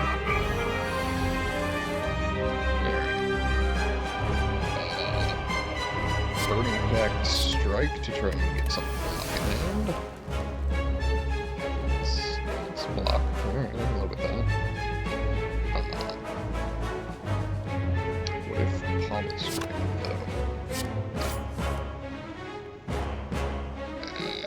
though? Okay, so we're just gonna hit in the face here. Right.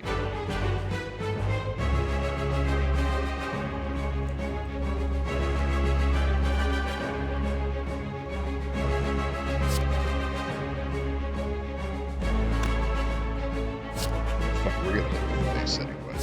Let's make that more likely to come up later.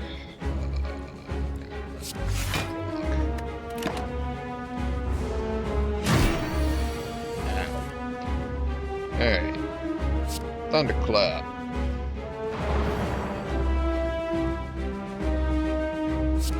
Palm Strike.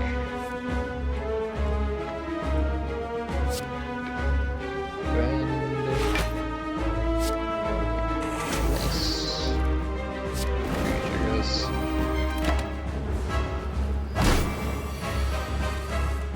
Okay.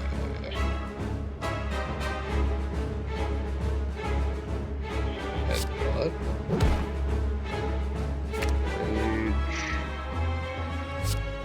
strike. Strike. I suppose defeat. Right, idiot.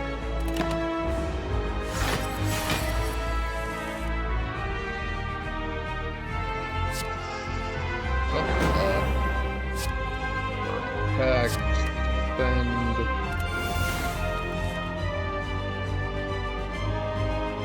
Almost strike.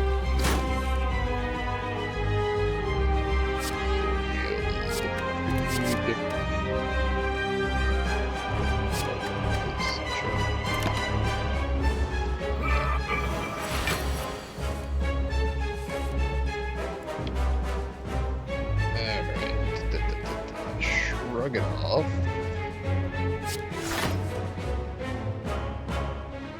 Defend. Defend.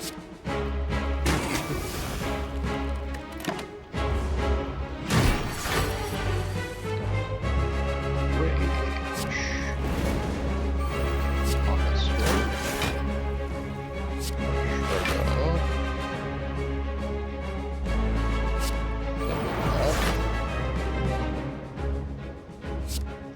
Wheeled feed. Rolling from the block.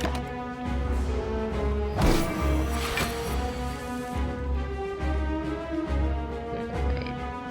Impact strike. Rage. Dash. On strike.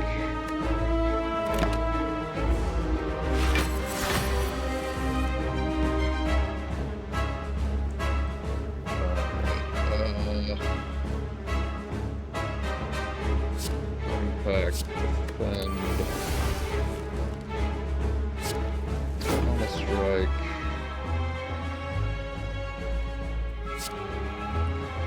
feed, alright.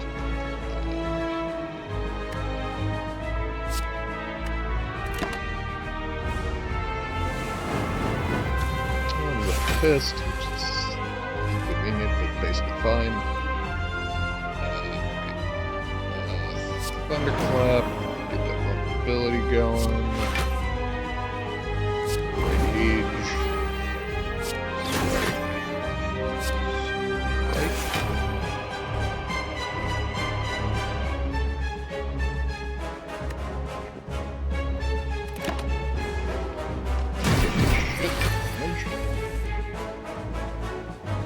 Let's see. Strike.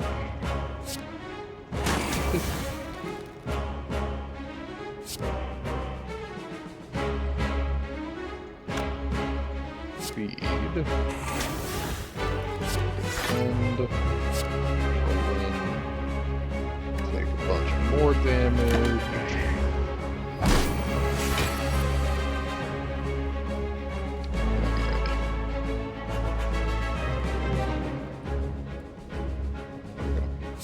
Flash, then pommel strike, then headbutt.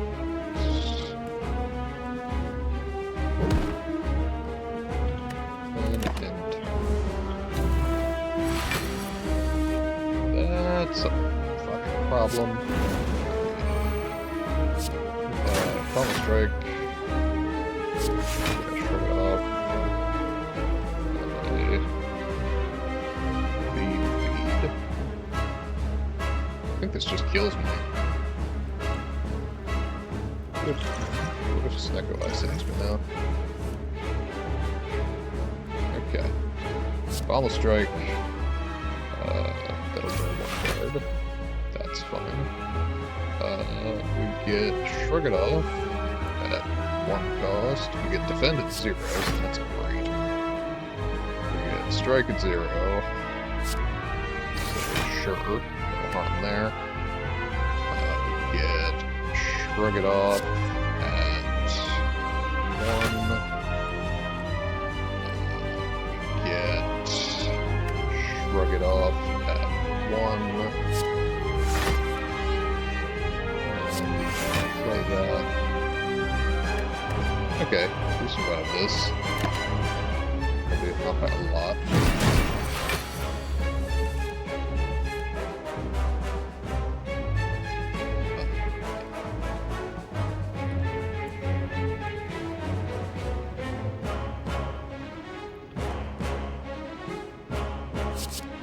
That's so that. Burning Pact. Rage. Actually,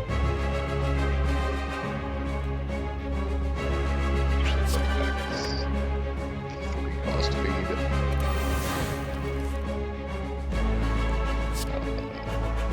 Auto strike.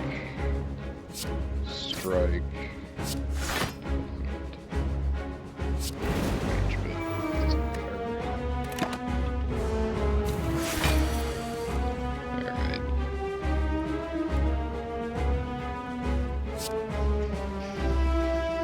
Thunderclap.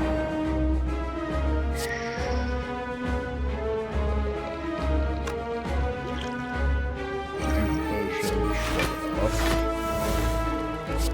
Auto strike. Shrug it off. Thunderclap. Whirlwind.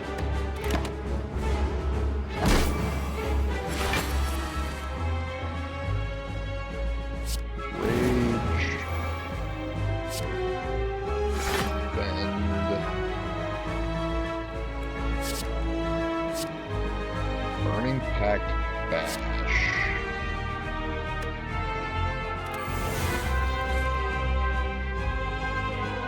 Strike. Combat Strike. Feed. No part of that should have worked.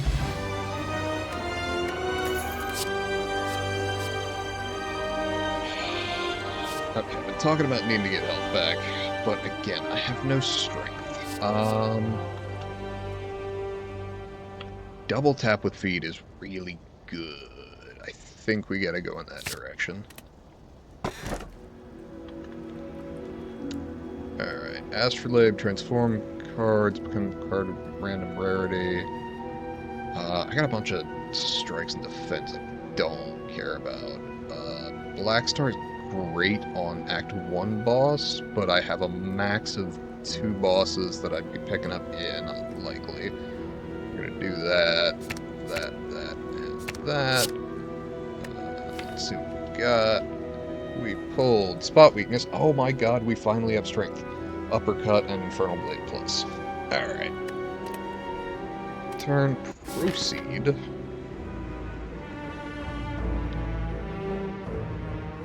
And let's see. We got 422 cash, which I don't hate. Let's see.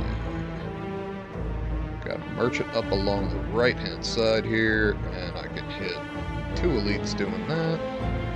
That appears to be the maximum I can hit. So, we're going to start here. I am going to double check something.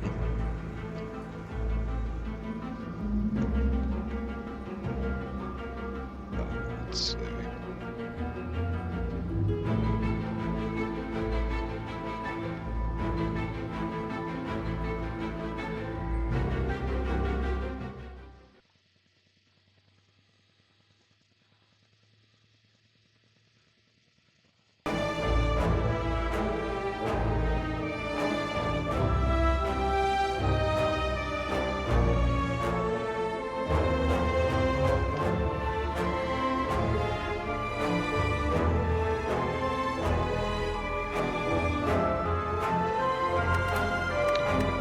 Save prepare.